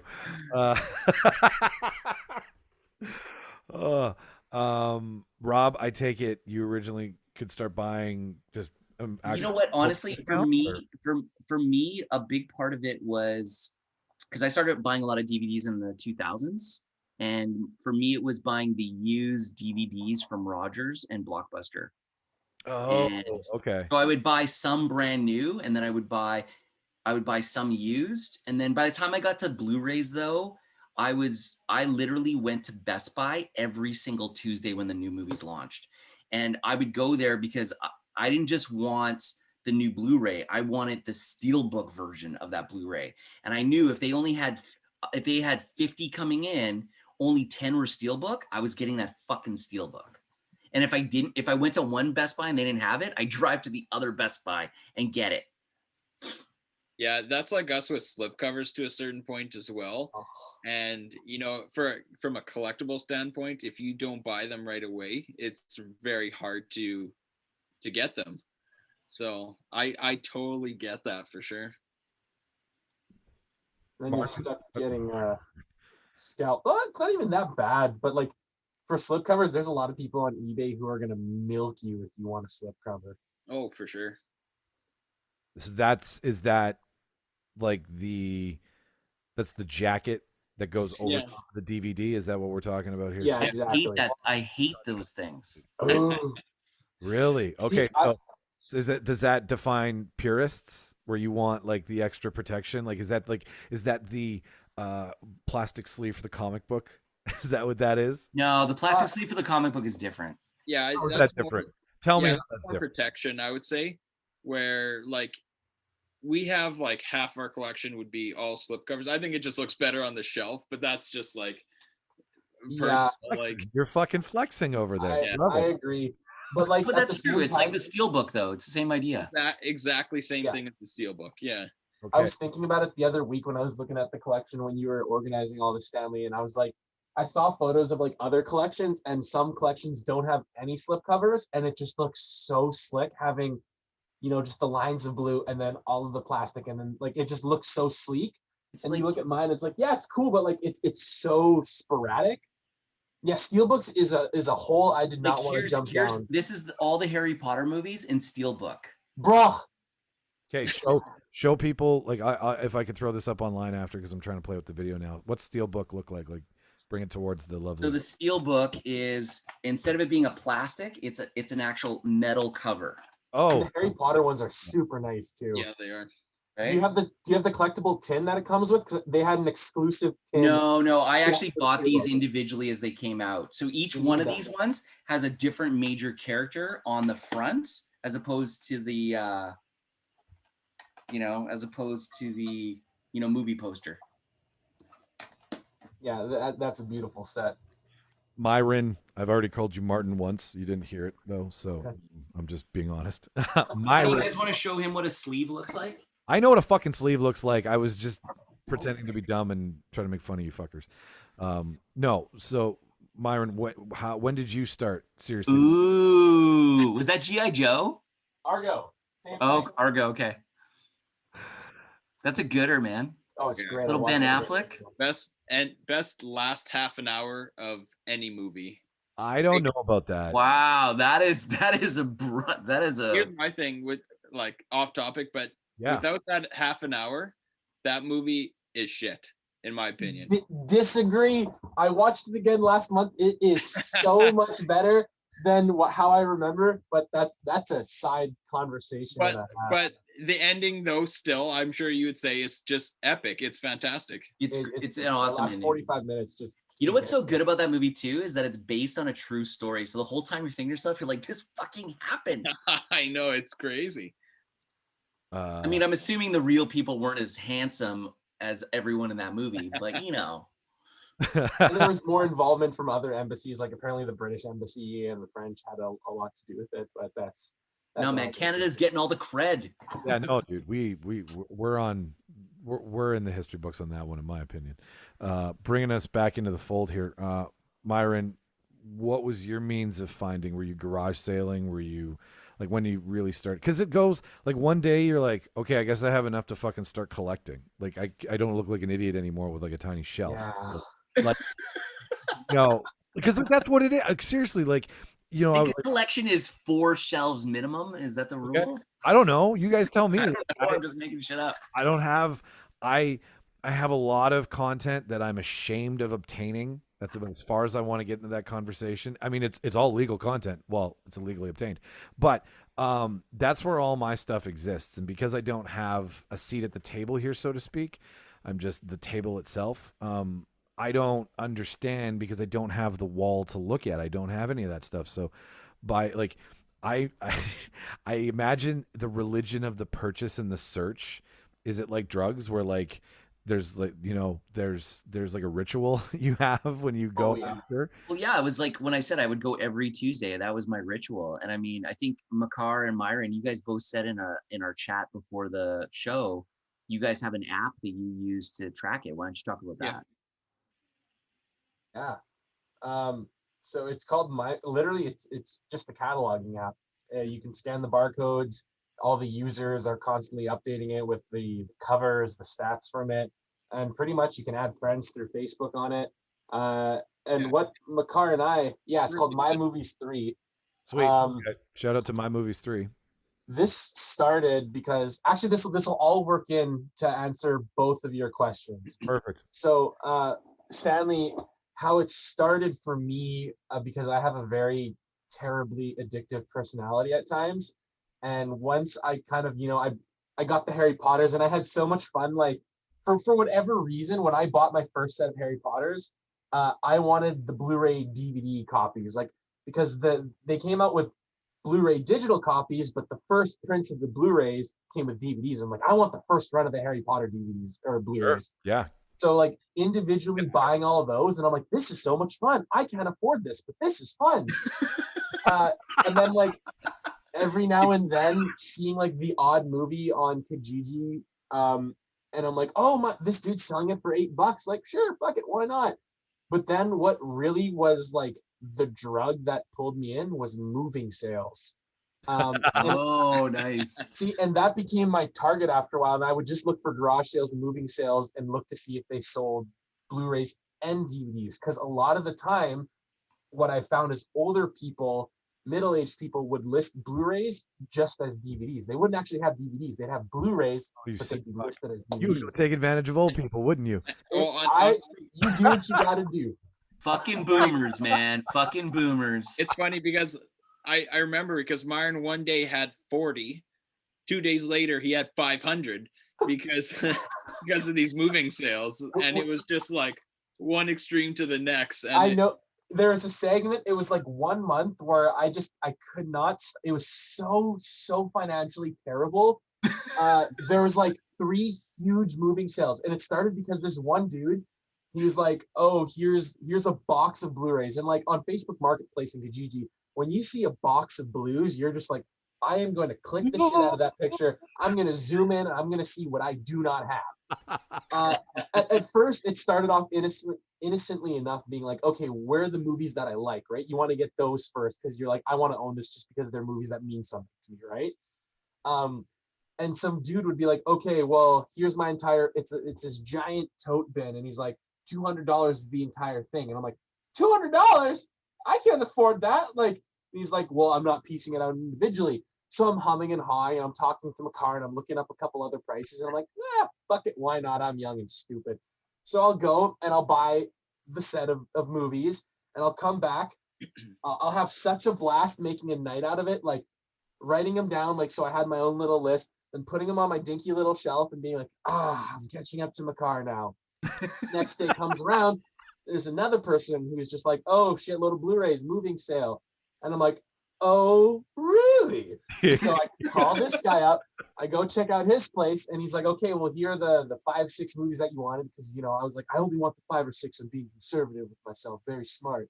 And he's like, well, why don't you come over, and, you know, in my basement, I got a lot more that I haven't packed away yet. Check them out if you want. And I'm like, okay, this couldn't hurt. Why not? So yeah, stranger's basement. What could go wrong? Yeah, right?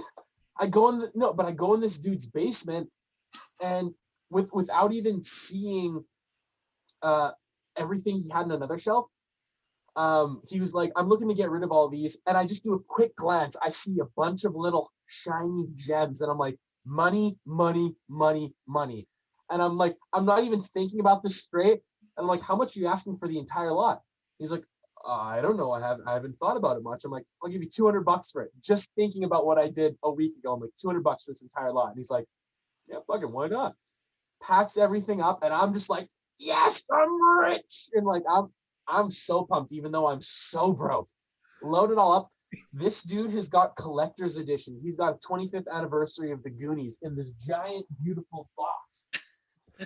Like, it's huge. It's massive. It comes with a board game built, like it's a board game, the DVD, the special features. It's insane. And I'm like, this thing that was probably $70 when he bought it. Oh, okay. Yeah, exactly. Then he's got another one. Planet of the Apes collection. It's like a large version of the Star Wars, where it's like a giant book inside. It comes with all the discs, a huge timeline, and then a making of book inside. And it was just the most incredible thing. I'm like, I haven't even watched all of these, but hell yeah, because I'm just buying. You're like fucking Pac-Man. Yeah, exactly. And by this point, I'm having such a thrill just being like, yeah, I'm collecting movies now. Hey, Makar, what's your count at? Oh, I don't fucking care. Do you think you would have gotten into the collecting as much if Makar hadn't had that bigger collection from the get-go? Was that the catalyst? You know, I want to honestly say no, but at the same time, I feel like I'm kind of like, yeah, I want to be good at something in my life. So maybe I can just top Makar off at collecting Blu-rays. Okay. But then, so moving sales and garage sales were like the thing for maybe like 1 or 2 years on top of like the individuals on Kijiji. You know, before when HMV was a thing, before Sunrise, you know, Makar and I would go there. But then 4 or 5 years we've been doing this. So Makar and I don't buy Christmas presents for each other anymore. We do what we've labeled the Great Blu-ray Exchange, and we'll set a limit. And what we do is we buy as many Blu-rays as we can for the other person, and then wrap them all up. And then our Christmas gifts to each other, we'll set a limit on how much you can spend. is just like opening movies for the like be like, okay, Makar got me 8 movies, or you know, he got me this brand new movie, but you know, 3 other 2 for 20s kind of thing, right? And the first year we did that, we were like, all right, our limit's gonna be $100. And so, you know, a couple weeks go by and Makar's like, hey man, you think we could go up to like $150? I might have always don't feel like you have to. I'm like, yeah, okay, cool. $150 it is. And then you start buying more. You're like, okay, well, Makar doesn't have this and this. And it's like, hey, Makar, I know it's crazy. How would you feel about a $200 limit? And he's like, fuck it. Why not? Let's do it. That first year, we had a $250 limit for Blu-rays. And you know what? We always joke, like Myron and I, we aren't allowed to go shopping together or anything, and that is because of Blu-rays. It's because of Blu-rays. Because like we're always like, we should go stop at HMV or Sunrise, you know, like fuck it, like let's check out what they got. And we're like, no, we are going to walk away with something. And we have been like, in the past couple of years, I think we've been pre-COVID, we've been like, you know, we've shown more restraint frequently. But at the same time, it's very hard not to. Also, shout out to Entertainment Exchange at Grant Park shopping mall. That guy, Chris, I believe his name is, he's got the most insane, always incoming, outcoming collection of Blu-rays and 4Ks. Ridiculously cheap price most of the time. We go there so frequently. Does that answer any or all of your questions? Dude, that was great. Dude, that was perfect. Cause like it's not just this cold thing, right? Like you guys get fucking excited. I can't even imagine you on eBay. I would never give you a fucking credit card between. Oh god. Oh, okay. And the one last interjection with the app. Yeah. Because of the Christmas exchange, it gets harder and harder every year to buy Blu-rays for this freaking kid. And vice versa, because our collections are just like every year we're probably getting like, let's think realistically, 30, 40 movies maybe every year. And it's growing. And we're like, what the hell do we get this person? How do we even know what they have anymore? So you're going to have to get into weird checks. You're going to have to get into weird like Italian and French cinema and like I've Eastern Europe stuff. Yeah, Eastern European block shit. It'll be like that Simpsons where the Krusty show loses Itchy and Scratchy, and then they have like that Russian fucking. So, I'm saying that was the birth of that app for us. Well, you know what the funny thing is? I used to use that app when I had an iPhone, and the reason I used it was because I kept buying movies that I already owned. It's a problem, and because of Makar, I never went on eBay. I was always like scared of eBay from it's just this big wide world. Like it's now the world's marketplace, right? And Makar's like, it's fun, it's simple, it's safe. I can do all my hockey card trading and selling. And, you know, I got this Blu-ray for a steal of a deal. And so one day I started looking on it and I'm like, oh my God, they have this version, but this dude has the same version. And it's got a slipcover, and it's $2 cheaper. And now it's like, even though it's a $70 movie, which no one should be paying money for, you're like, but this dude's selling it cheaper. I should do it. It's like a fucking rabbit hole, man. It's such a rabbit hole. But recently, within the past couple years, I think I've been much more responsible. I won't say I've been completely responsible. It's because you have 1,200 movies, though. That's why. You've gotten to this plateau place. That's very true. Because every time now I look online and it's just like, oh, Blu-ray collection. I'm like, yeah, I own literally 7/8 of your entire collection. I know this is going to be hard to answer, and but you got to pick one, because I know you're not supposed to have a favorite child. I don't have kids, but I hear that if you have 2 children, you're not supposed to pick a favorite. You want us to pick a favorite movie? I want you to pick a gem. I'm not saying it's okay. Like something unique. So is this your favorite movie or no, hang on here. So what it is I want a gem from a collection. I don't want your favorite movie in your collection. That's dumb conversation. I want a gem. I want and something that, like, just a little quick anecdote about how it came to be in your possession, right? Like, what's the personal? Like you paused there. What'd you say? Oh, I said, what's your personal attachment to this? Like, how? Sure, I've got mine all ready to go. All right, I got like 6, but yeah, you're gonna have to stream it down, buddy. Like, because like we can do deep cut. Okay, I'll get I'll give you a good one. Yeah. Do you want me to go first, and that'll give these guys a minute to? Let's let Makar go first here. Right? He's chomping. Okay. Oh, he's ready to go. He's got all 6 all stacked out there. Yes. Okay, technically it's a collection. I know what this is, and it's mine too. Collection's cool, man. That I counts. think it might be a different one, Myron. Yeah. No. I know Probably is then. I think I know which one you're gonna do, but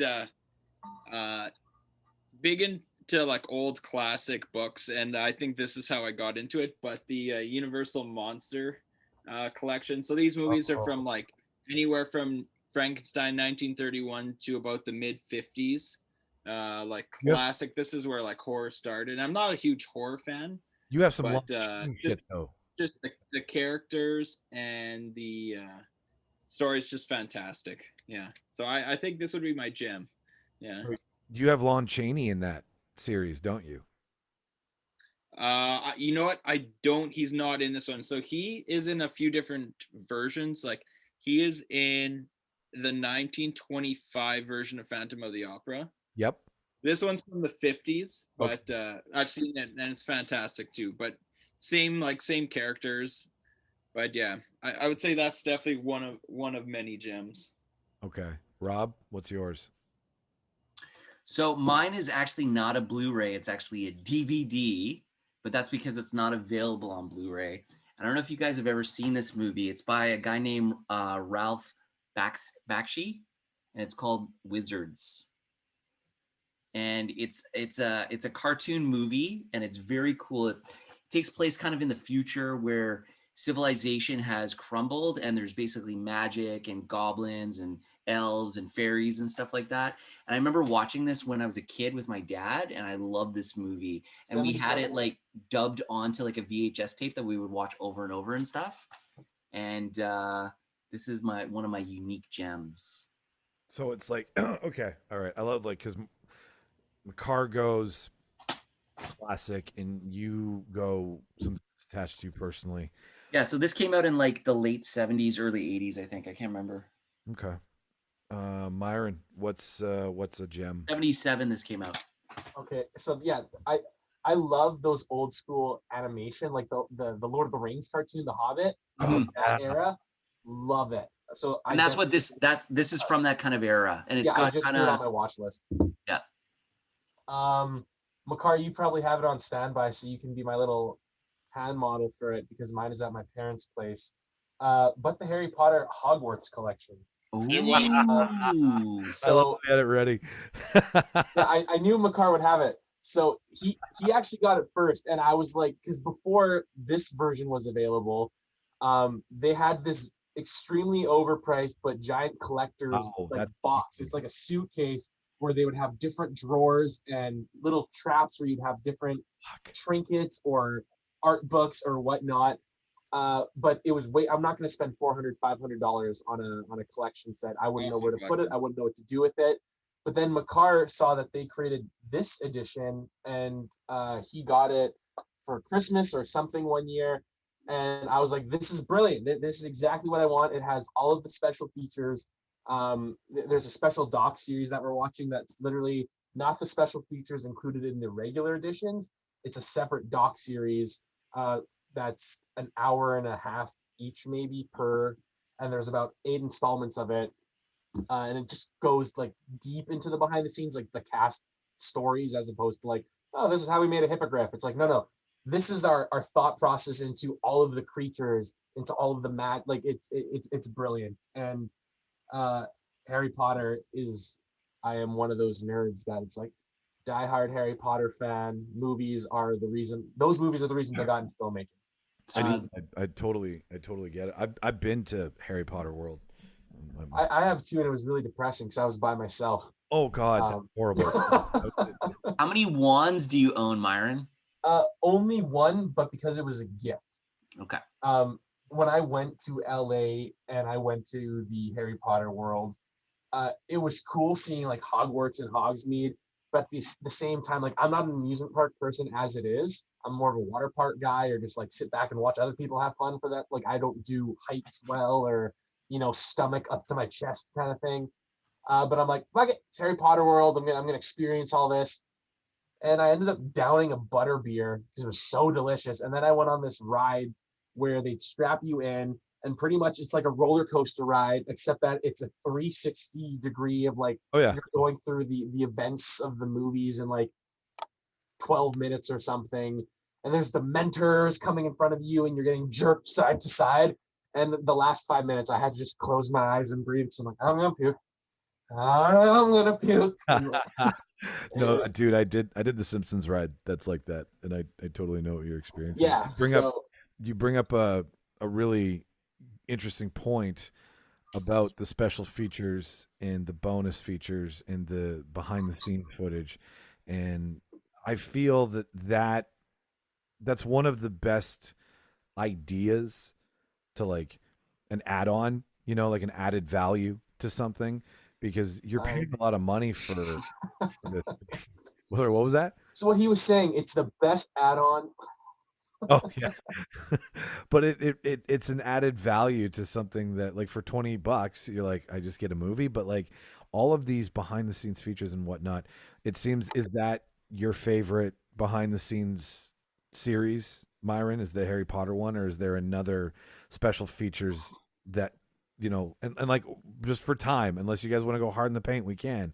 But what's one special feature series that was just like, fuck this, just because it changes how you watch the movie after you find out what's in the recipe, and you get to see how they made stuff. And for the curious mind, like we all are, finding out how they do the shit we love that tricks us into being like, how the fuck they do that, is super cool. And pulling the Keeps curtain cutting out. It's so great.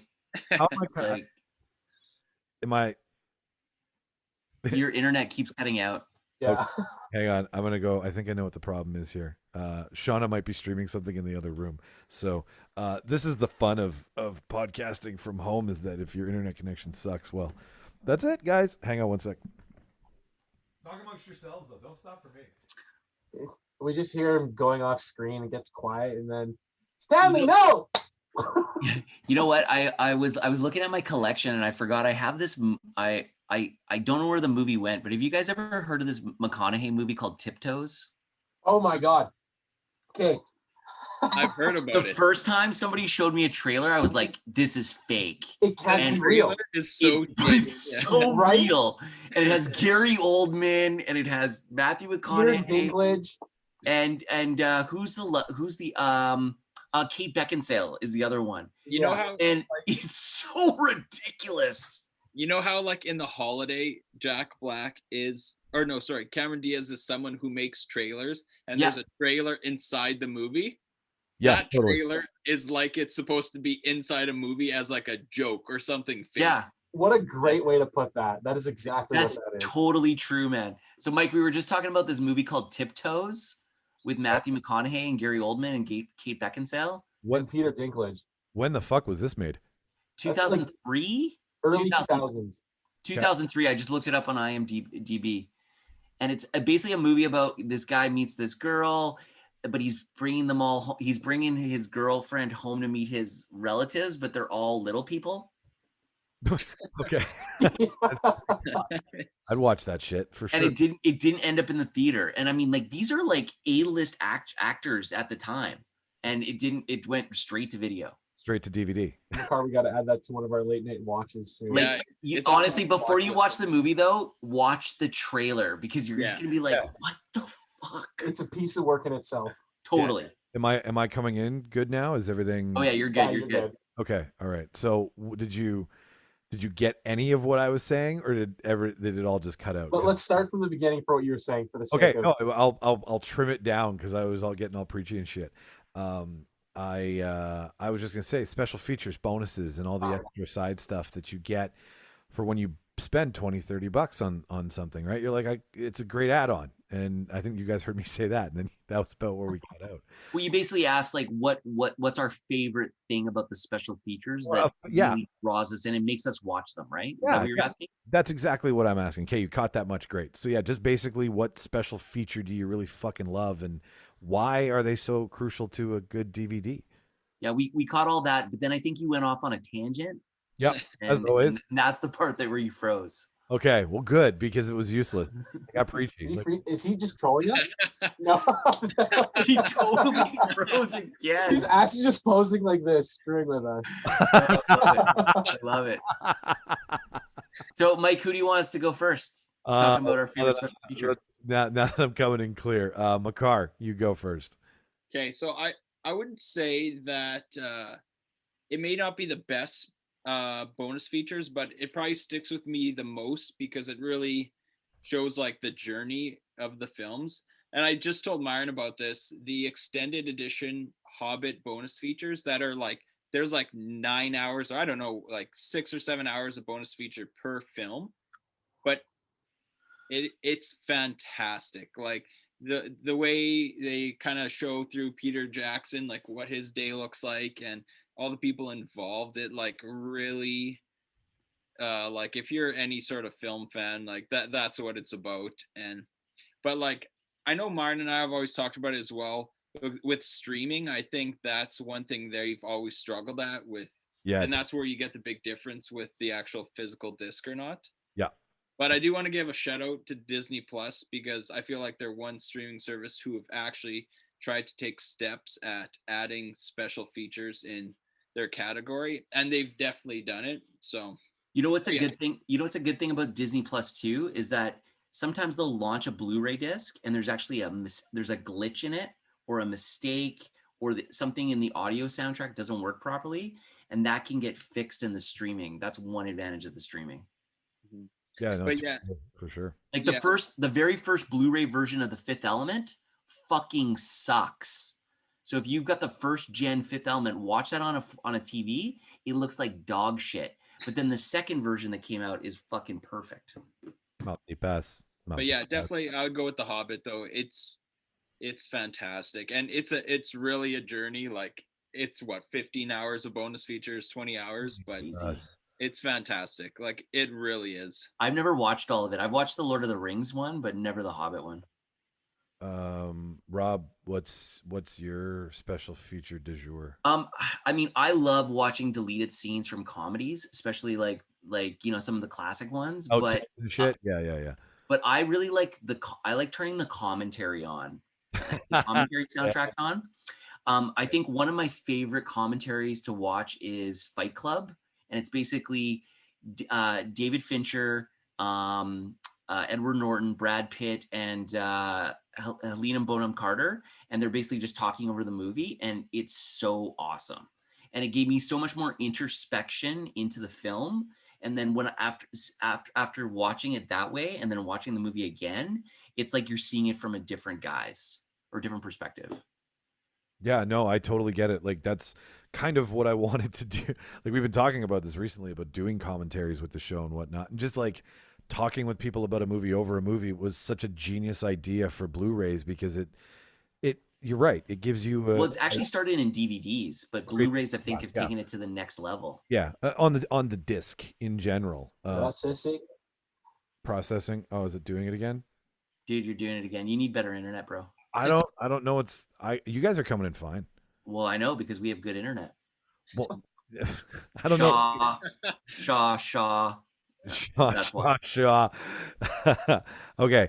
Well, hopefully you can hear me now. No, we're good. We're good. Okay. I'm not trolling you. I'm done with the fucking freezing shit. Like it's, I don't know. I can't really. I don't know. Anyways, Myron, what's your special feature? Wait a minute. That sounds funny. What's your special feature, Myron? Well, because I can never give a straight up answer ever. I have like a little ABC. To bounce off Makar and Rob, yeah, the Lord of the Rings and the Hobbit appendices. That's what they're called. The appendices. So they have their regular bonus features at the end. You have the movie, then you have your 2-3 hours of bonus features.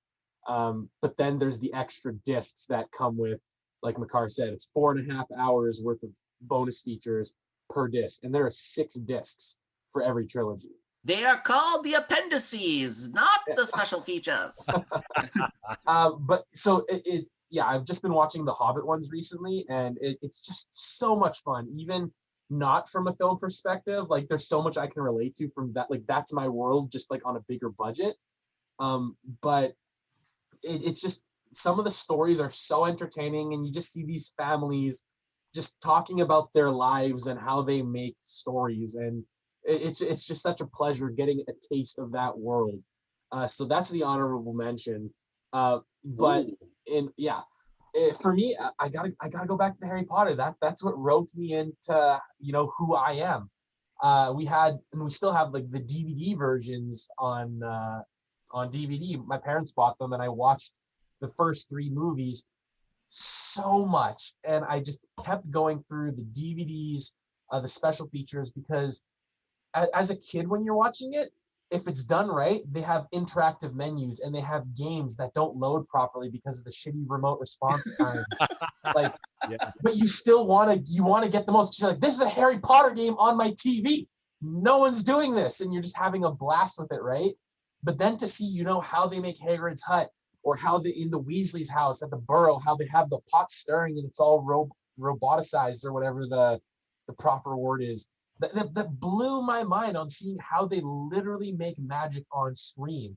And so I ate all of those up, and that's kind of just like grown into, this.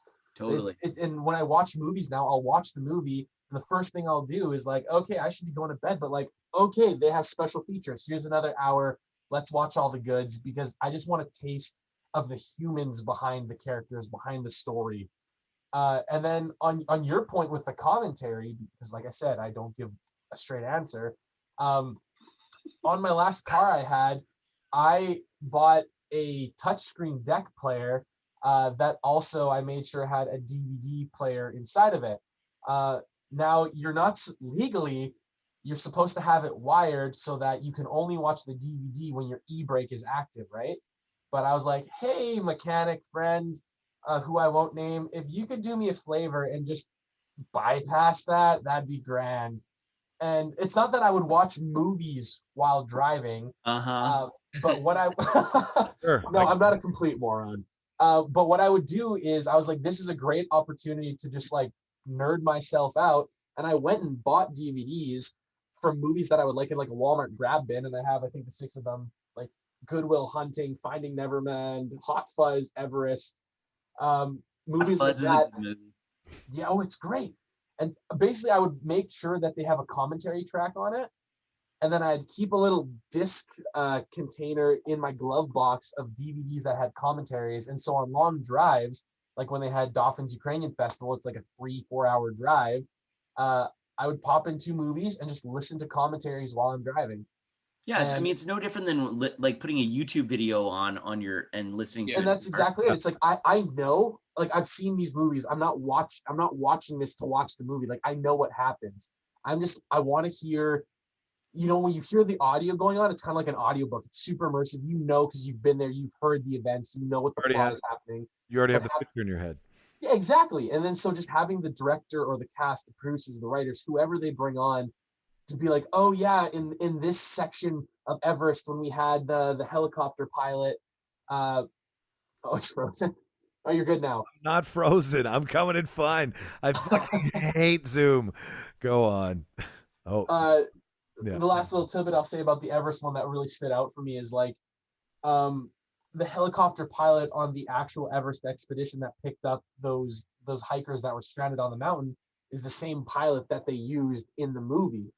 And it's little things like that. I'm just like, that's so freaking cool, because then it's just like, you're like, oh yeah, that was a human being who had an aspect to the story that you just didn't think. He was just literally a guy driving the helicopter, and you hear that and you're like, oh yeah, that dude literally saved these people's lives, and like he's just there. And it's just little stories about how other real humans have had little play, or they were recognized, or they were brought into productions. It just makes me happy, because that's, nothing makes me happier than working on a film set and having people just love what they're doing, loving being on set. Or you have extras, or we're renting someone's house, and then they'll bring the family to set, and they'll be so floored. They'll be like, oh my god, you guys are using our house for a movie set. We don't know that you're going to trash it within 3 days time, but we're so happy you're here. Like, No, it's Sorry for the tangent, but So that's a pro tip. Don't rent your house out to a movie. negotiate better. Fix that part. No, No, it's Look, Mike froze again. fucking I hate this game. I quit. I hope the audio record still keeps recording with us. me It is. too. I can hear you guys loud and clear. So the video, the video is just a guide for us. But like, I mean, I can't stay straight when you're like, look, he's frozen because I can still see you. Oh, so you're frozen, but you can still see us moving around and stuff? I guess so. I don't think I'm frozen. Like I'm looking at myself. Whatever. Fuck the. Dude, all good, man. No, dude, this is the COVID reality. Zoom freezing and I know it's so much fun when I listen to it on another show because I'm like, oh, we're all going through the same problems. It's all the same shit. So whatever. I think we're 4 weeks away from doing together fucking podcasts again. Maybe 8. You're an optimist. I respect it, but you're wrong. Well, because I mean, like when you do this thing one way and then you go this route, then I mean, and people stop listening when you start talking about your fucking podcast problems. But whatever. When you go from one to the other, you got to learn a whole bunch of new shit all over again. But it's not, and it just works better when you're in the same room instead of reaching through the virtual living room that we're in. I really hope that Rob, that you're right within like 4 weeks, 5 weeks, 1 to 2 months, that this is something people can 3 do. weeks ago, 3 weeks ago, I was telling everyone that retail was opening 3rd week of January, and it fucking opened. Yeah, no, Rob's a soothsayer. I'm an optimist. I'm a seer, man. The optimistic seer. There's your new Twitter handle. We're a couple. We're almost like we did the whole fucking list, which we're almost. So like, yeah. I think we got a little bit left here. So let's bring this fucker home here. So we've gone through this little Celine Dion track with him singing right now. Oh yeah, okay. Now you guys are frozen, but I still hear you. I can see what you're seeing. Okay, all right. I'm picking up what's coming off the other side of this. So we've gone through the special features. Do you find that you're streaming more than you're watching your DVDs, or do you still pop in a DVD now and again? I stream more than I watch DVDs. Okay. Makar? I'd say I'm like half or like 60-40. Really? So what the ones that you do watch? The ones that you do watch, are they newer? Are they older? Is there some sort of nostalgic attached to that, or are you just like fuck whatever, let's watch a DVD? No, it's probably some of my favorites I stick with. Like I'm a big fan of either like indie films or like anything 80s. There's so many like fantastic movies from the 80s that I'll watch over and over. Like I still go back to the Future all the time. Still. Yeah, no. Number one movie. Like I could watch it every day. Oh, dude! Anytime Back to the Future or Indiana Jones is on TV or it pops up, I just watch it. Yeah. Yeah. So it's a everything stopper. Back in time. Huey Lewis and the News, baby. Yeah. Myron, what about you? Goonies is another one that I can watch like 9 million fucking times. Sure. I'm so glad that Myron showed us like that special box set.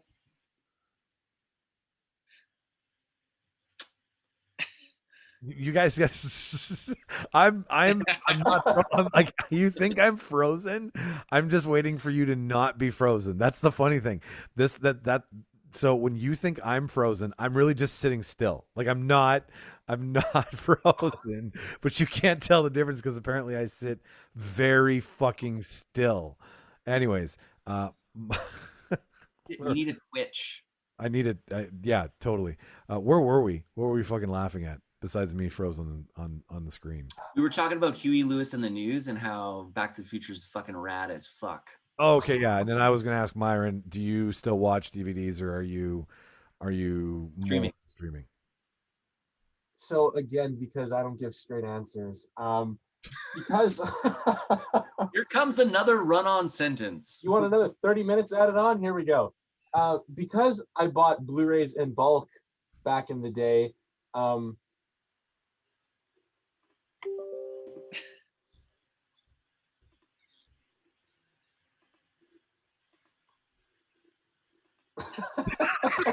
I don't. I don't know what's happening. As soon as I move, it messes with everything. Anyways, back in the day, Sorry, you were saying. I won't troll. Because I bought so many Blu-rays in bulk, there was a lot of movies that I had no like what they were. I just logged them. I'm like, all right, well, I'm getting them for free. And so even now, like Black Sea, I only know I have that because I've seen it for the amount of times I've like alphabetized it. Like I've still never seen it. And there's so many movies. I've probably only seen about 2/3 of the movies I own. That's pretty good though, man. 2/3 is pretty. Yeah, it's not bad. But every now and then I'm like, okay, like recently I used to be really not bad, but I used to only like rewatch movies that I loved because but recently I just really want to start watching new movies. I want to see what else is there, what haven't I seen from 70s, 80s, 90s, like you guys have been saying. Some French cinema blah, blah, blah. I've had some friends introduce me to movies like Amélie, Cinema Paradiso, 10 out of 10, one of my favorite movies now. Italian film. I don't know if you've heard it. If you haven't watch it. It's absolutely brilliant.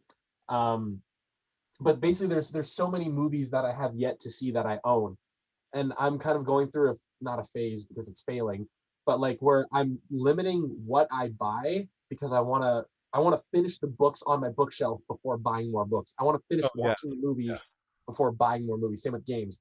Even though movies, it's kind of hard. It's a little harder. But with streaming, I mostly watch TV shows unless they're like new movies. Like if it's award show movies, I try to watch as many award show things as possible before that. Or like maybe like a Netflix exclusive launch. Exactly. Things like that like really stick out. That's when I'll go to streaming. But when it comes to movies, if there's nothing that I'll see on my watch list that I'm dying to see on the screens, I'll be like, okay, like what can I watch that I own? I'm waiting for Netflix to buy AMC.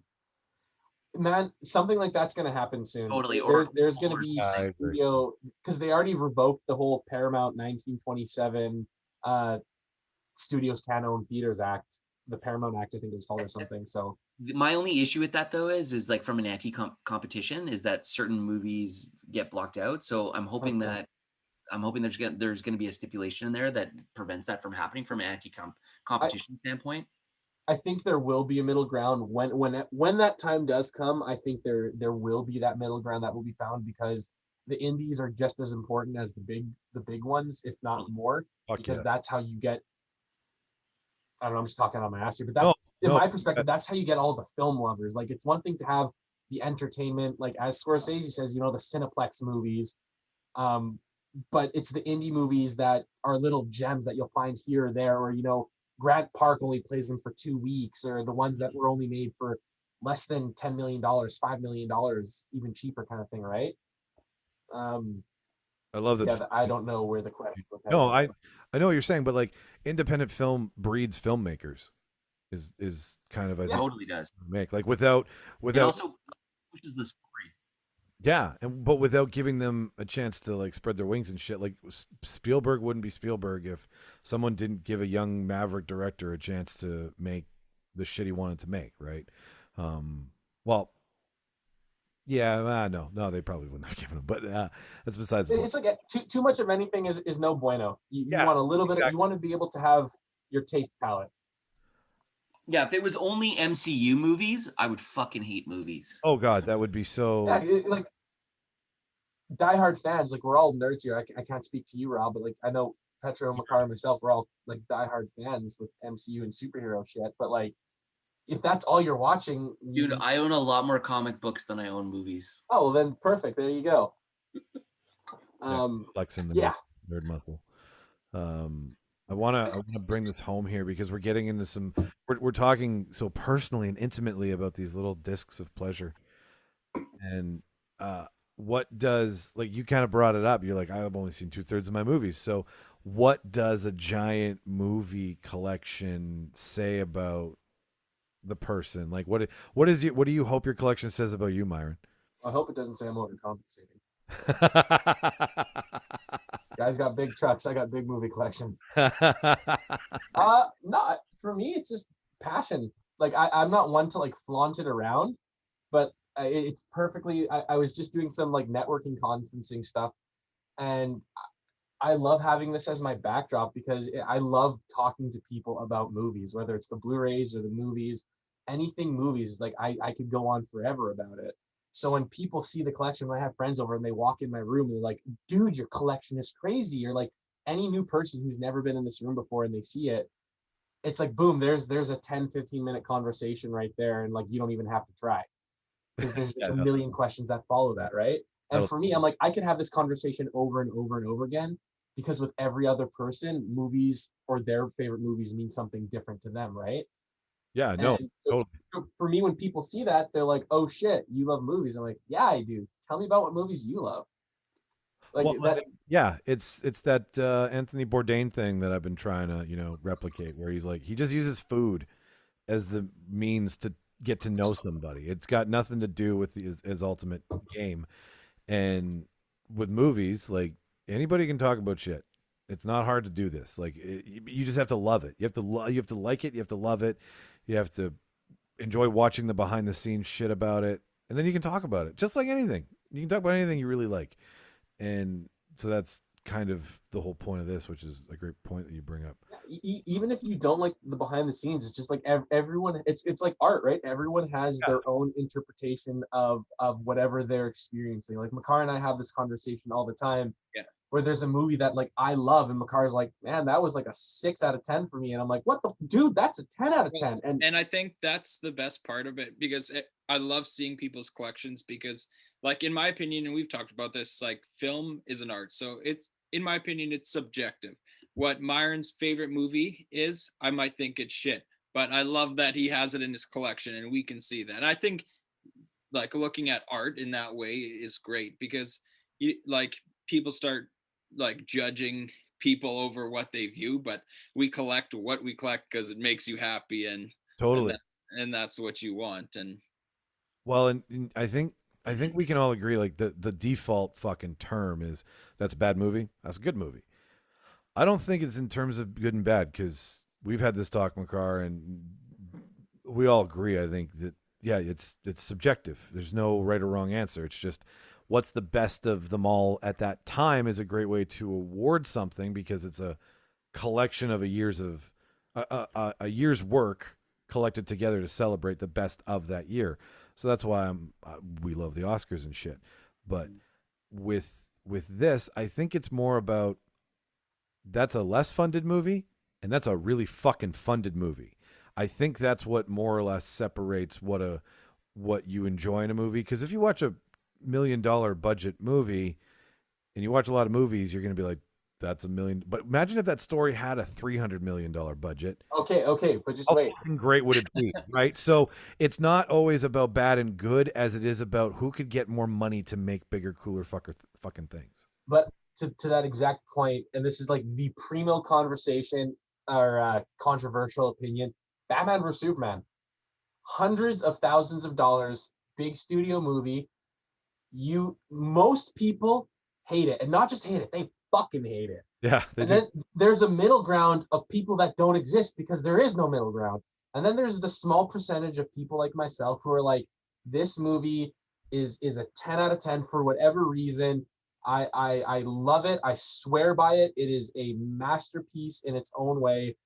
But Makar and all of my friends are like, "Man, you're crazy. You're nuts. That movie is not good. It's garbage." I'm like, that's cool that they don't like it. I'm not gonna be like, "You guys are terrible friends." It's just like, no, I like it. They're cool that I like it. They don't like it. yeah, and Whatever. But like, that's all part of it. Like, but that was just to your point of like, money isn't the make. In my perspective, it's not always the make it or break it. Yeah.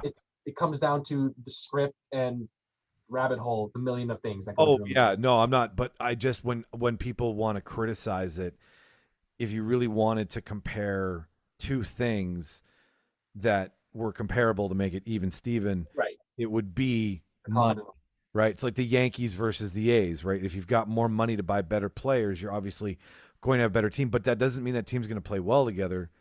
Thus, as Unless you have a better abacus. yes, exactly. Unless you have, Yeah, sports. yeah, sports. Yay, sporting. Rob, what do you think yours says about you?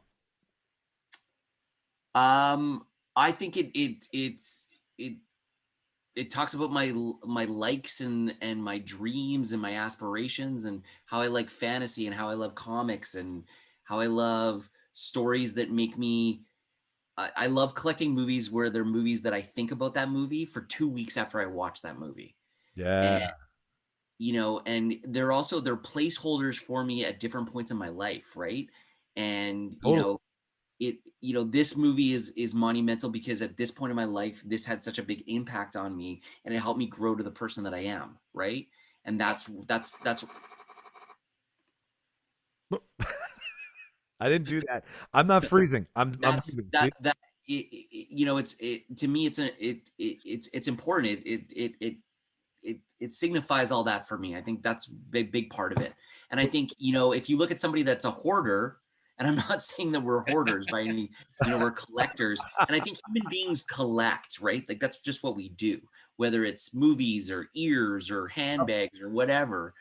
But, the reason, like if you've ever watched that hoarding show, the reason these people have so much trouble giving this stuff away is because they have an emotional attachment to it. And that's what it is. I have an emotional attachment to a lot of it. Yeah. And I think if I could add to your description, I think it also says that you went from 900 to you trimmed it and you curated it a little bit more. Like you've really packed in all of your favorites. So I think it says I also love throwing stuff away. Okay. It's very freeing, I hear. Like I love cleaning and organizing and tossing shit. Yeah. But not tossing stuff. I like reselling to other people, making money off of it. And then guys like Myron. I was gonna say, Myron, when you were talking, I'm not gonna forget about you, Makar, but when you mentioned earlier that you were going from like poor unsuspecting home sale to poor unsuspecting home sale and like ripping off people from your DVD purchases. I feel like there's a misconception on my strategy. I'm just kidding. You know what you reminded me of? And it's only because I just watched it. You remind me of Johnny Depp in The Ninth Gate. Haven't seen it. I don't even think I've heard of it, to be honest. Anybody else? The Roman Polanski film that I love that movie, man. It's so weird and awesome. Okay, so now you guys need to watch it because story, like it's good and it's in France. I think it's good. It's so fucking kooky, and I mean Polanski's a dick, whatever. But like, if you want to watch a really weird fucking movie, check this out. But Johnny Depp plays he's an appraiser of fine books, like antique books, and he comes across this family of antiquities. Antiquities, exactly. He comes across this family who like don't know what they're sitting on, and he like shortchanges them by a ton, and their aging father who can't speak anymore is like just grabbing a blanket in anger because he's being taken by this like antique swindler. And you reminded me, like, watch the scene after we're done and you will feel exactly what my point. It'll anything Johnny Depp and I'm in. Yeah, exactly. No, there's the secret window and the ninth gate. I always confuse the two. It's the secret, but it's the ninth gate. It's Roman Polanski. Who else is in it? Oh, what's his name? Fuck. The guy with the really deep voice that plays the grandfather in Captain Fantastic. Yes, and also such a good movie. He's also in The Box with Cameron Diaz. Frank Langella? Yeah, Frank Langella, exactly. Yeah. He's in it. He's really fucking cool. I like it because there's all the missing pages and they find the different missing pages and it's like a detective story and I don't know. I think it's cool. It's really film noir. Anyways, Makar, you're gonna close out our whole DVD convo today. So what do you think your collection, your curated list of titles says about you? Yeah, I don't know. I think I go back to Myron, like just shows what I enjoy. And some of the movies I may have in my collection, like I said before, people may not see them as, own worthy, if you will, but it's just what I enjoy. And like going back to our other conversations, like I look at a movie like Grown Ups where, some film critics just like can't stand, but like Grown Ups to a movie like for me is just like fantastic and like the reason why like I love watching movies because it just makes you so happy and that's what it's all about. I want to get chocolate milk wasted. Yeah. I want to get chocolatey wasted. No, dude, I concur. I agree. You've nailed it on the head. It's just what you enjoy, which is why I guess you guys do it. Like, I've got my digital copies, and it will never be shiny, and it will never have sleeves, and it will never, it'll never look anything like what you guys have. And I'm fucking envious of it, which is why I wanted to talk about it, to be like, you know what, maybe, I started collecting vinyl way after it was cool, and it never made me cool. So mission not Yeah, accomplished. but you also got like 75 episodes worth of podcast stuff, That's true. which we're kind of like, I mean, for me, like I listen to podcasts all the time. I'm like, this is awesome. Like, I listen to Tim Ferriss. That's pretty much it. But like, you've been doing this. Like, I think it's the aspect of like collections. Like for me, it's just collections or libraries. Like that's what just makes me happy. The cataloging app, my books. I found. I started and then stopped the rabbit hole of comic books very quickly. I just got some really good deals. But like, you got 75 episodes, correct me if I'm wrong, of podcasts, of interviews, of things like this, of just talking to people about things you love. And that's incredible. You don't need to parade it around with a banner in the air. No. You love it. You're keeping on doing it. You're happy doing it. We're happy to be here. Like, what else could you want with it? That's pretty much the whole purpose of it, was like, how do I do a thing that I enjoy, that a lot of people can talk about, that I can do with a bunch of other people who enjoy the same thing.